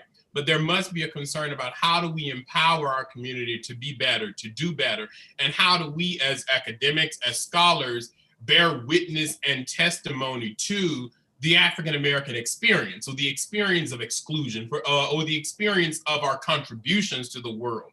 And so as I think about Black excellence, I also think about resilience. What does it mean to continue to strive? What does it mean to turn lemons into lemonade? When we think about historically Black colleges and universities, one of our most proud pillars. When we think about first generation college students, how do we provide that mentorship? Mentorship has been a very important piece of the conversation this morning. I would not be where I am today were it not for mentors who believed in me, who pushed me, who encouraged me, who unto this day consistently speak on my behalf and check up on me. So as we think about Black excellence, I think that it's a very wide concept and it looks different from person to person, but it also has to be tied to what is an individual's motivation to contribute something to society that's greater than self. And so do we define it by looking at wealth? Do we define it by looking at status? Do we define it by looking at morality? Do we define it by looking at who we are as a person in terms of understanding our history, but also building on that history and expanding that particular history? And I also think too, Black excellence shows itself up in various ways, in networks, in connections that we have with people, in conversations like this where you meet new people who are doing interesting work, who also can provide you with some insight and some level of consciousness or some level of consciousness as it relates to establishing a network of people. So I think that Black excellence in and of itself is multifaceted. It looks different from place to place. But one of the things that has grounded me, and I don't necessarily consider myself to be excellent. I think I'm still striving to get to where I want to be. But I also think what has sustained me has been I've had people in my life who has taken chances on me when I didn't believe in myself. And so when I think about those opportunities and chances that I've been presented, it becomes incumbent upon me, who can I help along the way as well? Thank you, Dr. Riley, for that. So kind of a synopsis, Dr. Frank talked about turning a no into yes. Dr. Riley, you talked about, I think the story about your grandmother is important, right? In terms of what Black excellence is. It doesn't have to be related to academia. I think that's really important, particularly relates to the Black community. And Doctor, also, you kind of talked about issues, you use the word, but intersectionality in many respects. You talked about bring your authentic self to these spaces and what that means in terms of those interactions, how people perceive you overall. So I think that was all, each one of you provided, I know it was a very broad question, but I think you provided a really good job providing insight about your own personal perspectives on what Black excellence means. And so obviously this is a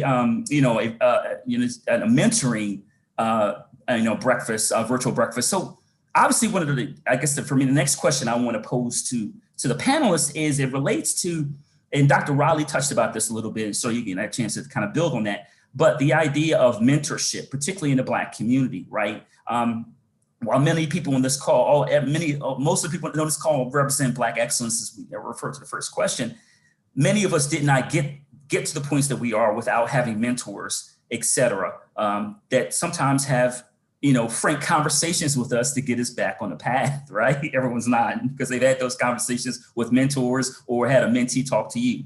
So I want you to talk to me about, just give me 2 to 3 minutes about the important role that mentorship has played in your life. And also maybe you want to talk about a mentor. So maybe in 2 to 3 minutes, and we go with Dr. Franklin first this time. Oh, Dr. Walker, I could talk for an hour about that.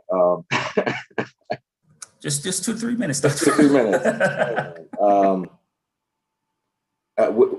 Simply put, without mentorship, I wouldn't be here talking to you right now, right?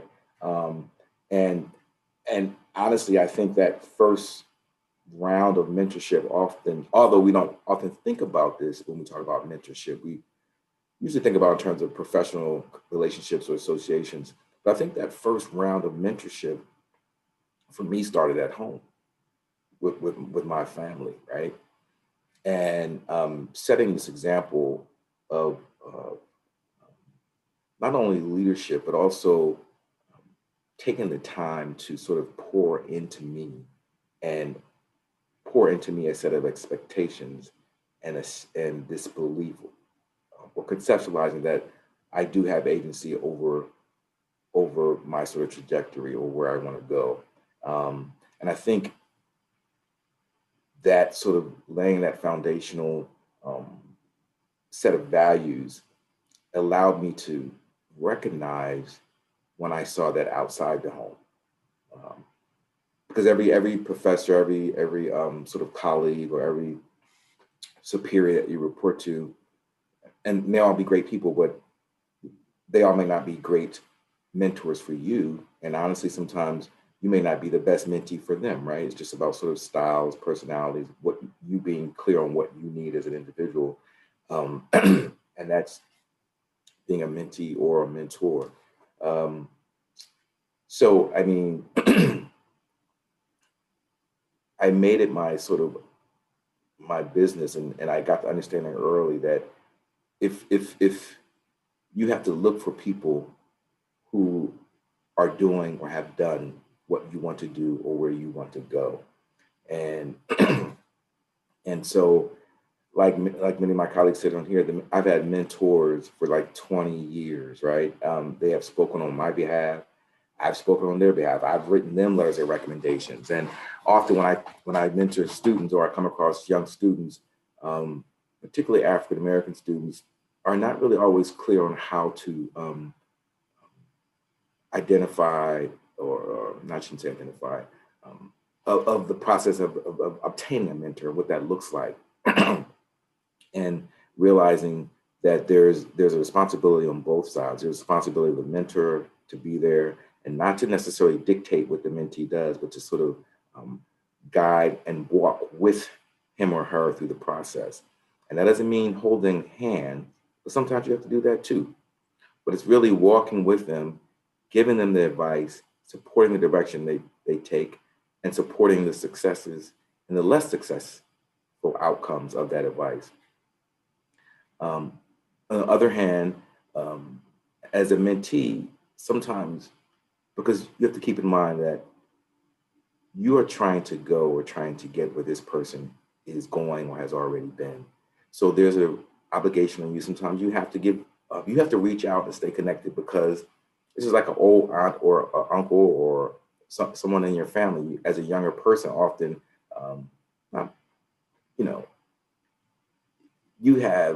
it's more of your job or onus on you sometimes to keep up with that mentor. Doesn't mean the mentor doesn't care, and you shouldn't misconstrue sometimes busy schedules, and feel free to have a conversation with the mentor to get a better understanding of the best way to stay connected.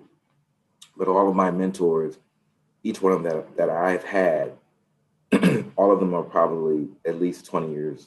We've had a mentor-mentee relationship for 20 years. So I'm giving my age up here, but I say that to say that once I found these mentors, I never let them go. I mean, I reach out. If sometimes it may take a year, it may take 6 months, and then if the relationships gets better over time and gets more personable. So it is critical. It is indispensable, I should say, to sort of your success. And that could be, again, we're talking in professional space, but really from parenting to work to many other areas in your life, you have to have that. You have to have that. Thank you, Dr. Franklin. Yeah. I'm going to go to Dr. Raleigh next. Dr. Raleigh, you touched on mentorship a bit, and if you can expand on that about the important role mentorship has played in your professional and personal life. Yeah. So mentorship has been a major component of who I am professionally and what I've accomplished professionally, and hopefully what I will continue to accomplish. When it comes to, and so I think of mentorship in several ways. One, I think that mentorship has to be intentional, right? And you need different mentors for different components of your life. For example, I have several mentors who provide me with advice professionally. When I got my tenure track job, it was one of my mentors from graduate school who helped me negotiate what I needed to ask for in terms of support for my research, in terms of support for professional development, and even negotiating the salary.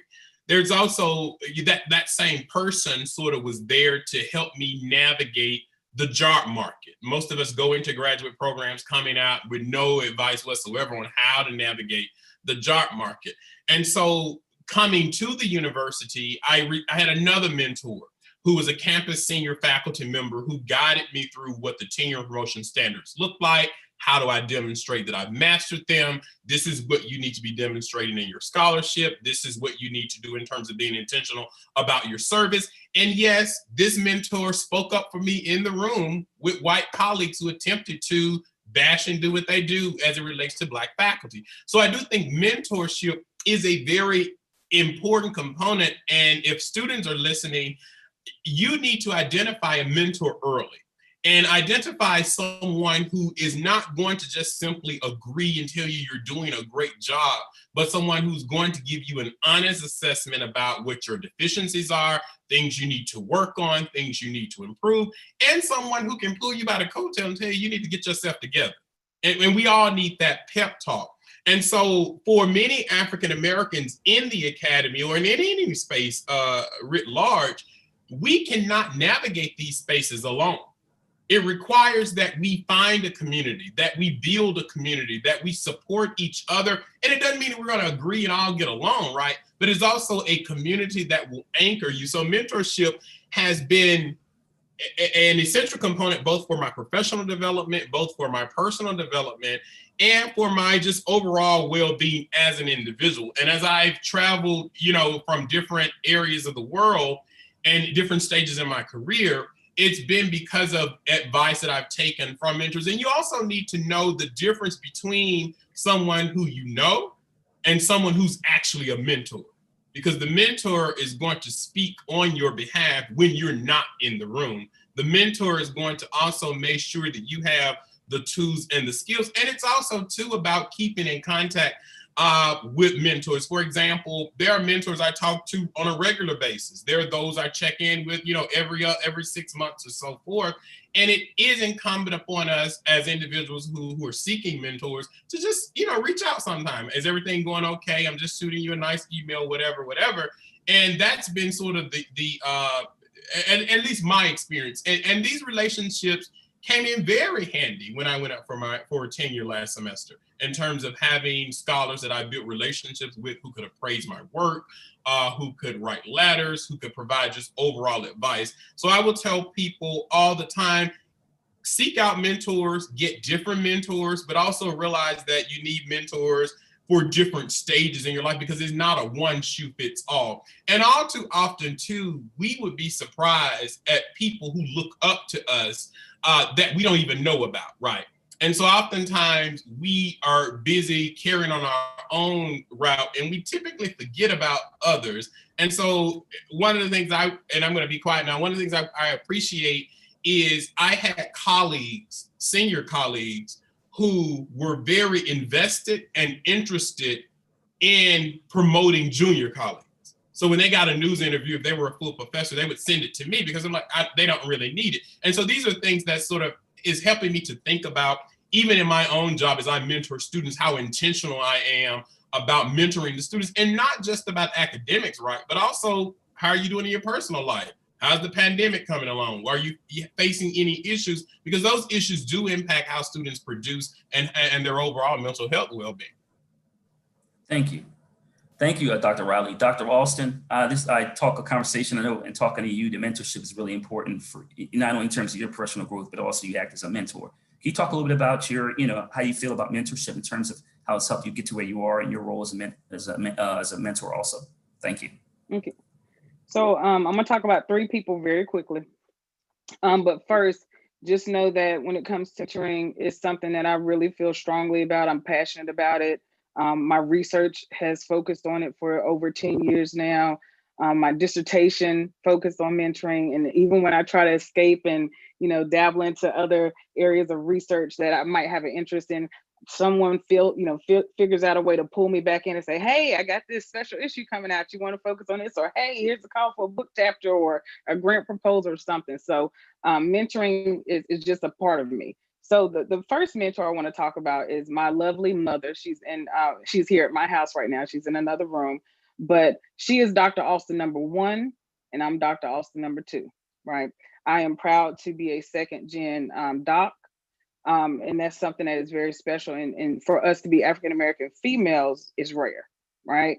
But she was the first adult learner that I ever experienced. And my field is adult education, right? And I didn't realize it growing up. My mother was working full-time, raising a family and pursuing her graduate education, right? And so number one, I do, always make sure that I recognize her as my very first mentor, similar to Dr. Franklin. It started at home, okay? My second one that I want to talk about, I'm gonna start off with the number 209. I will never forget the number 209. I remember when I was in my master's program, and mind you, North Carolina A&T State University is the only HBCU that has a master's in education graduate program, right? And I remember reading books, and my colleagues were like, hey, there's, a lot of these authors and scholars in our field, they're white, right? Where are we? Where are our voices, right? And I came across this page in one of our textbooks, 209. And there was a powerful quote by a woman named Dr. Jovita Ross Gordon. And I will never, ever forget that page. I see it just as clear. I even know what color highlighter, right? When you're in school, you highlight your book, write little notes. And so I said, you know what? I'm gonna find this woman. She's gonna become my mentor. And that's how I ended up in graduate school at Texas State University. Didn't know anyone in Texas. Didn't know her from a can of paint. And I stayed out there and I finished my degree. I finished all my coursework in 3.5 years, graduated. And from day one, I said, look, I'm not new to higher education. I've been a non-tenure track faculty member at Winston-Salem State University. But my goal is to obtain a tenure track position as soon as I graduate, which is rare in our field, right? Because again, there are not that many programs. And she said, okay. And from there, she mentored me to a point to where it was not just socialization into higher education, but socialization into professional organizations, where I, am on an executive board for our professional associations. Socialization into becoming a journal editor for a top journal in our field. Before this is all under the age of 40 for me, right? And so, for her, I call her my super mentor. Like Dr. Riley said, I have a mentoring network, right? And I literally have a sheet that when there are certain things, certain projects, I see here and I map out, okay, who do I need as my peers? Who do I need as my champion? Who do I need as my super mentor? Who do I need as my coach for this particular project, right? Or for this particular goal. And then the third person I want to talk about and recognize is Dr. Anthony Graham. He's currently the provost at Winston-Salem State University, but he's my former dean. And that was the first person that really helped me understand the importance of a sponsor, right? So someone who could speak up and promote you in a way and encourage other people to say, hey, I think this person would be good to join this team. Right? Because allowing me to be invited to the table, into the space, it helped me learn about things that I don't know otherwise. How would have learned and developed in those aspects, right? And it connected me with people that, even though he's transitioned on and elevated and continue to do great work, I still know how to navigate certain spaces. I know how to engage in certain conversations, and it's really elevated not only myself when it comes to my research and my service, my demonstration of being a citizen to my university and to the community, but it's also helped me to mentor junior faculty, because now I'm a senior faculty, right? I'm the youngest in my department, but I'm the second most senior in my department because I've been there for 7 years. And so it's really helped me to support not just junior faculty, but also I believe in supporting a career progression and professional development of non-tenure track adjunct faculty, right? That is very important because we all know that many institutions, we rely on contingent faculty, and they are very important, right? And they need that mentoring and that support too. And then as far as my students, I just feel that I learn from them as well, right? I feel that especially my doctoral students, my master's students, I am becoming every day. I feel like I'm becoming a better mentor because I actually listen to them, right? I know that there are certain things that I use and approach mentoring that is all encompassing, but mentoring for all of my students is not one size fit all. And so I would say take time to learn your mentoring partners, whether you're the mentor, or the mentee, because that is important. And then don't be afraid to have a mentor who is younger than you in age. Like that's a huge piece of my research, as in adult education, because we have a different society is different, right? And people have had different ways to experience different things than they did 20, 30 years ago, right? So, I know that the traditional conceptualization of mentoring is where the mentor is older in age, but I think that there are enough roles and people have enough needs when it comes to their development that I say keep an open mind about your mentors having differences, not just age, race, gender, ethnicity, upbringing, religion, etc. Just embrace the diversity as well when it comes to your mentoring experiences. Thank you for that, Dr. Alston. I think that I'm going to use that super mentor like that. I love that. And also, I think all of each one of you, in terms of some common threads, obviously it's clear that, you know, mentors have played an important role in your growth and continued growth and development, right? Not only professionally, but personally. And then also, obviously, you're paying it forward, right? So not only, because this is particularly important, particularly when it comes to the Black community, because while there are dozens of Black faculty and staff on this call, our numbers nationally are very small, right? So it's really critically important that we make sure that we support each other. I want to add that for the people who are, if the attendees, I do plan on take some time and ask some Q&A for our panelists, because I know you probably have a number of questions for them. So I may not get to all the questions, but because I know that everyone else is in different parts of the country. So I definitely want to pose a few questions to our panelists. But I want to get to this. I want to get to a question. In my conversations with a lot of individuals who I consider represent Black excellence. I know we had this, wide conversation about what Black excellence represents. But I want to talk a little bit about mental health or wellness, because I've had conversations with people the last couple of months. We talk about the racial upheaval. We talk about disproportionality of COVID-19 impacting the Black community. And while we all have jobs, we are human beings, and particularly the challenges in the community are felt more because they're impacting the Black community, and the burden that may come with being excellent and always appearing that everything is okay, and people understanding that you are also human, right? So I want to talk a little bit about how you all are balancing this idea of you being, your esteemed, your esteemed scholars, right? But how are you balancing that with your own personal wellness? And I'm going to start off with Dr. Riley first. And like I said, I'm going to get 2 minutes because I want to get one other question before that. So 2 minutes per response, please. Thank you. Yeah, that's a very good question. Thinking about the last 6 years on tenure track coming to an end, prior to the pandemic, and then having to go through a review process in the middle of a pandemic, that was mentally taxing.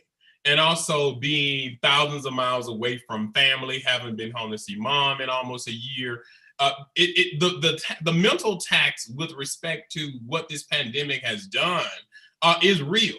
And so one of the ways in which I've attempted to deal with it, of course, working out, and of course, that's limited with what you can do.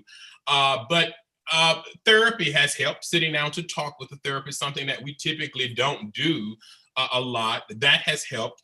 Also, realizing that you can take it one day at a time. And so my advice, I don't really know a correct answer on how to deal with this, because everybody's dealing with so many complex issues, and I'm sure these issues are different, but there is the extra pressure of the external image is that you have it all together, you have it all figured out, your life is perfect. And then there's the reality of dealing with the day-to-day challenges. And let's be real, working on a white campus is not a walk in the park. If you are the only Black or a handful of Black in your departments, is not a walk in the park. I came from a historically Black university, went to a PWI, and have spent much of my professional career in that realm. And I think in addition to that, as one who studies implicit bias and racial resentment, that adds another level of complexity to it, because you see these things actually happening. And so one way I would tell people, or at least some advice, is find out what works for you. Some people it's walking, some people it's exercising, some people it's finding a hobby. And oftentimes we lose our identity in these positions, right? We become, so much of our life becomes defined around the work that we do, your conference papers, conference traveling, preparing syllabus, teaching, writing grants, that we lose the things that we enjoy as normal people. Like someone asked me, what is it that you enjoy, that has nothing whatsoever to do with your professional work? And I had to sit and think about that, because I spent all of my 20s in graduate school, finished at 27, went directly into work. And it's been almost I was telling my mom, coming off of having gotten tenure now, it feels as if I've been running for the last 15 years on a nonstop a treadmill that would incline on 12. And so I think that all too often we have got to provide people with helpful strategies, but we've also got to be real. and let people know that the images that we see, the external success, yes, that looks great, but we deal with real issues. Nobody sees you crying. Nobody sees your papers rejected. Nobody sees your grant wasn't funded. Nobody sees your department voting out your courses because you're the only Black person in the department. Nobody sees the microaggressions that you do when you're the only Black chair on campus. And so these become real issues that become confounded by our inability to move freely, in a pre-pandemic world. And so I would suggest people, therapy has helped me a whole lot in terms of just talking through issues with someone. Thank you, Dr. Riley, and I appreciate your transparency. You hit on a lot of really important points. Dr. Alston, like I said, I'm gonna get one more question in before we do the Q&A. If you have 2 or 3 minutes, let's talk about this in terms of how you balancing all of this, considering some of the challenges. And like I said, also obviously being as productive as you are at the same time.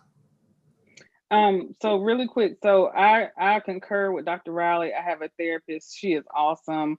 Teletherapy now with the technology, please utilize it. There are free resources available to you all, especially if you're students, right? I can't stress that enough. It is stressful being a student.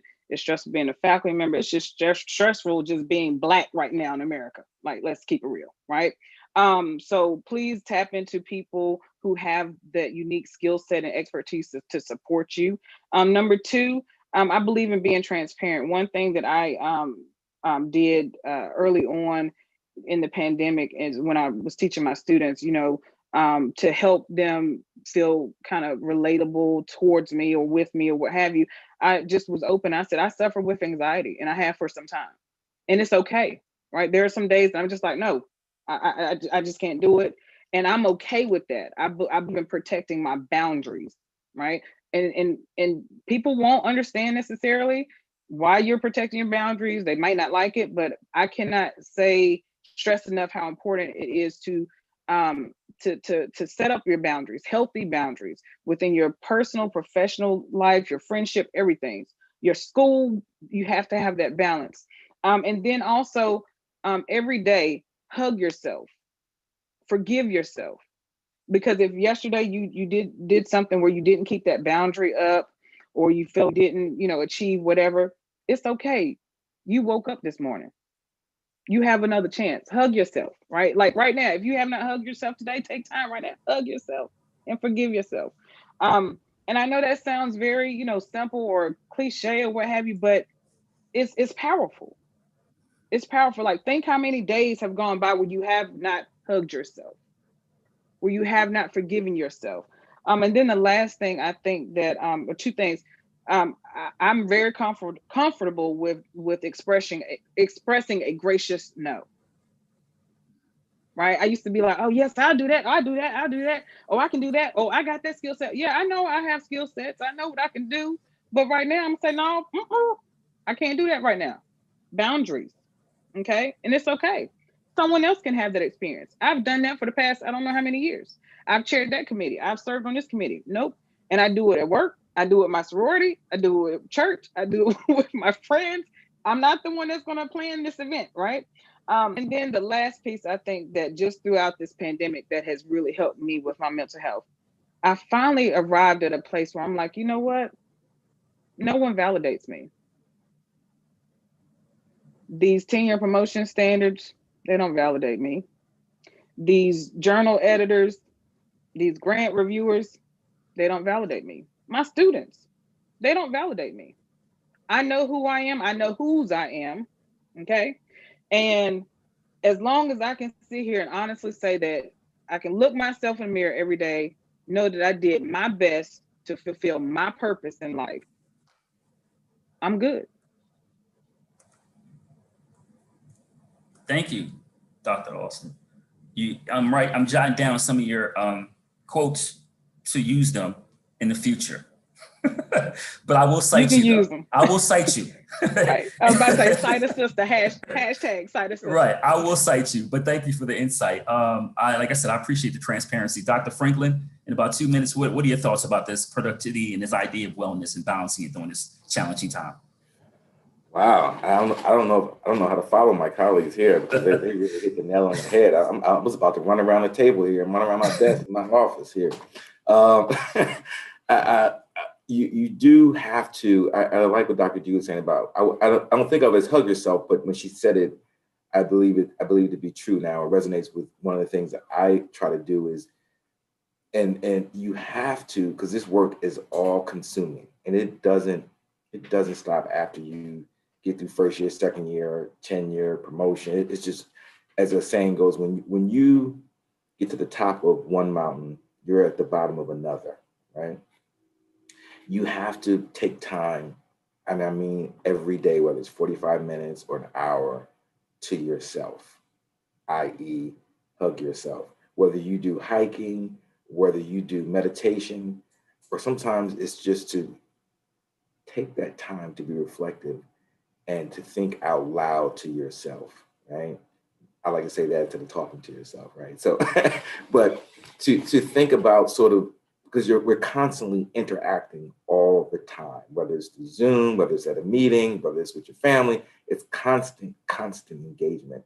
And before you know it, right? Like you've been doing this for 15 years, you've been doing this for a year, and you haven't looked up to look at yourself in the mirror and look at the bigger picture and see where you are. And what happens is you become a bystander to your own life. And I think that causes a sense, that can cause, if it continues too long, it develops into a sense of consternation that you don't really realize is happening. So you have to take that time just every day. And sometimes you don't think about anything important. Sometimes you just give your mind a break, right? Sometimes you just watch something cheesy on Netflix. It doesn't matter. But often when you get in the habit of doing it, you find yourself having conversations to yourself or thinking about things in terms of where you want to go professionally, personally, how you feel about where you are in your life right now that come into your mind. Not that they weren't there before, but you're always being distracted. So you have to take that time and think for yourself, or be alone every day, or hug yourself. And you don't really have it all figured out. Like my other colleagues, on paper, everything looks great, right? Got it all figured out. And I'm always surprised when students or people younger in their careers want to come and talk to me and they want my advice, or they, say, hey, you got it all covered. And in my mind, I'm like, I'm always trying to figure it out, right? So I think we have to be honest with students or young professionals in this career that this thing here that we've decided to engage in really becomes a lifestyle, right? It is not an accessory to who you are, right? To be successful in it, it really almost becomes a lifestyle.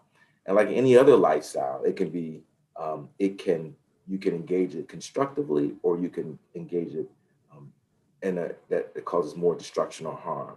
So you have to find out ways to balance it for yourself, and it looks different for every person. And sometimes, and even as my colleagues also mentioned, getting a counselor or a therapist is great, because after you've had some of those thinking out loud conversations to yourself, sometimes it's good to get an objective third party ear and feedback who isn't connected to any of your sort of spaces, and hopefully will give you an answer that is not just about what you want to hear. So, but the biggest thing for me is finding time for myself to have that mental break every day.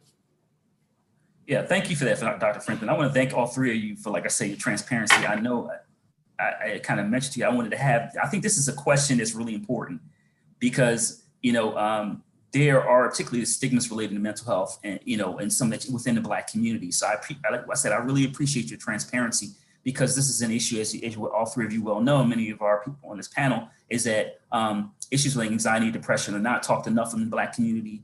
And considering all of our work and external race-related stressors, we don't talk about this enough, particularly like I said, the last year in terms of COVID-19 and also the pandemic, among everything else in our society. So I wanted to have that conversation because I think it's important for other people who are on this call to hear that. So I want to thank you for that, and I really appreciate that. So I do want to, what I'm gonna do is try to look to like two questions here. I'm trying to be respectful of everyone's time because I know you teach classes and have research and have meetings, Zoom meetings, probably right after this. So I'm gonna try, I appreciate your patience and time. Dr. Franklin's laughing, but I already know that some of you have a meeting right after this or class. So I'm gonna try to be respectful of your time. So one of the questions you got, someone posted, related to how, and I'm going to just actually respond, anyone to respond really quickly here is any tips on tricks to get mentees involved. So if you could just respond to that in like 1 minute, what's a way in which you get mentees involved? And you can respond to that in about a minute. Anyone could take that question. One of the things I've done to get mentees involved is typically the relationship will start. So students who don't take political science or Africana studies, they don't come to my classes, but I am involved with Black students outside of that. For those who have taken my courses, typically I'll invite students on a research project. And once I invite them on to a research project, we typically, I get a chance to see how they work. And that's been sort of how the relationship starts. One of the things I always do with students is tell them, okay, this is the environment you're coming into. This is what the universe has told you. Let me give you the real breakdown. In order for you to get through these 4 years, you got to do this, this, and this. I don't have all the answers, but I'm here for you if you need it. And so I start with sort of a personalized relationship. And honestly, what I will say with the last 6 years, there are only 12 Black faculty members on our campus out of 218.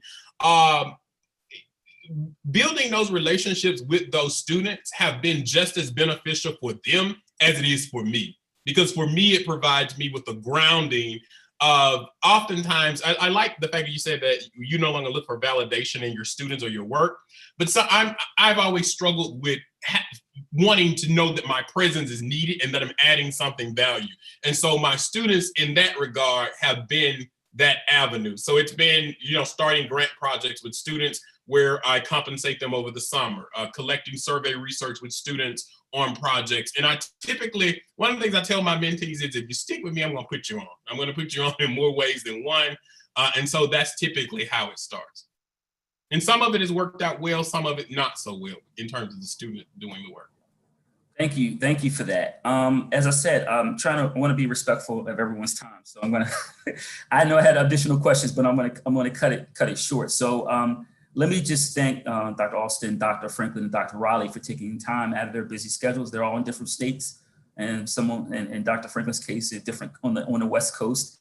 So I know that you guys all three of you are very busy, and the fact you took time in your schedule to talk to the Black Faculty Student Association, all the other individuals who may have joined the Zoom conversation. I hope that they enjoyed this conversation as much as I did. I look forward to collaborating with you in the future. And on behalf of UCF and BFSA, celebrating its 50th anniversary, recognizing the first day of Black History Month, and also in terms of also thanking you for representing what it means to be Black excellence. And I know that's a heavy burden, but you all are esteemed scholars and do a great job and not only and also mentoring students, particularly Black students. So once again, thank you for your time and look forward to hearing from you soon.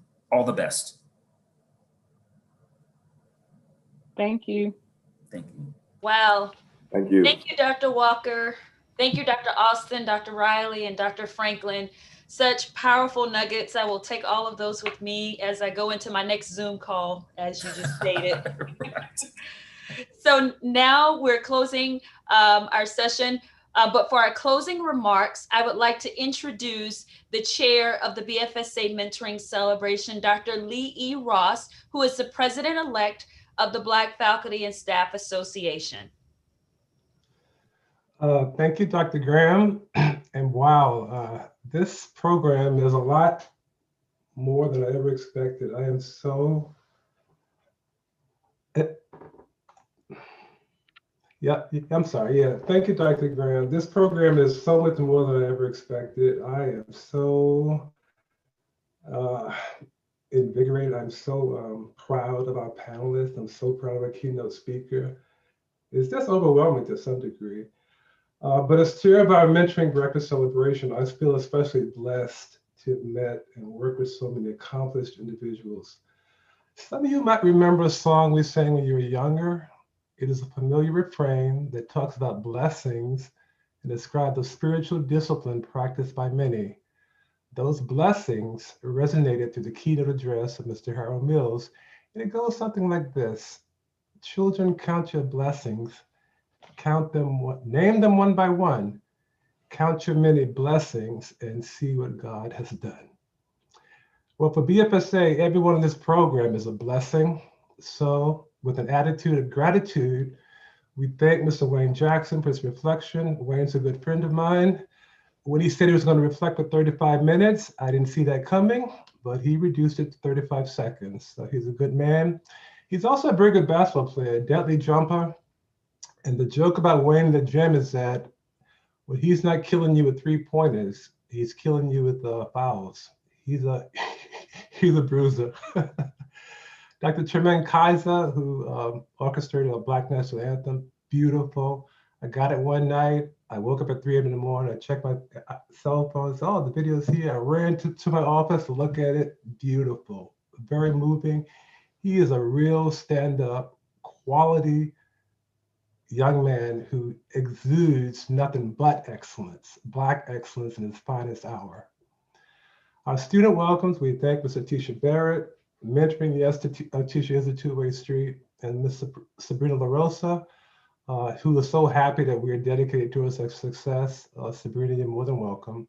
To our president, Dr. Cartwright, his first inaugural address before BFSA. Thank you, Dr. Cartwright. And Provost Johnson, we are convinced that you guys have the right people in the right place at the right time who will hopefully do the right thing. Mr. Harold Mills, yes, thank you so much, my brother. When we first met you, we knew you were more about helping us than perhaps, well, you could do more for us than we could do for you, basically.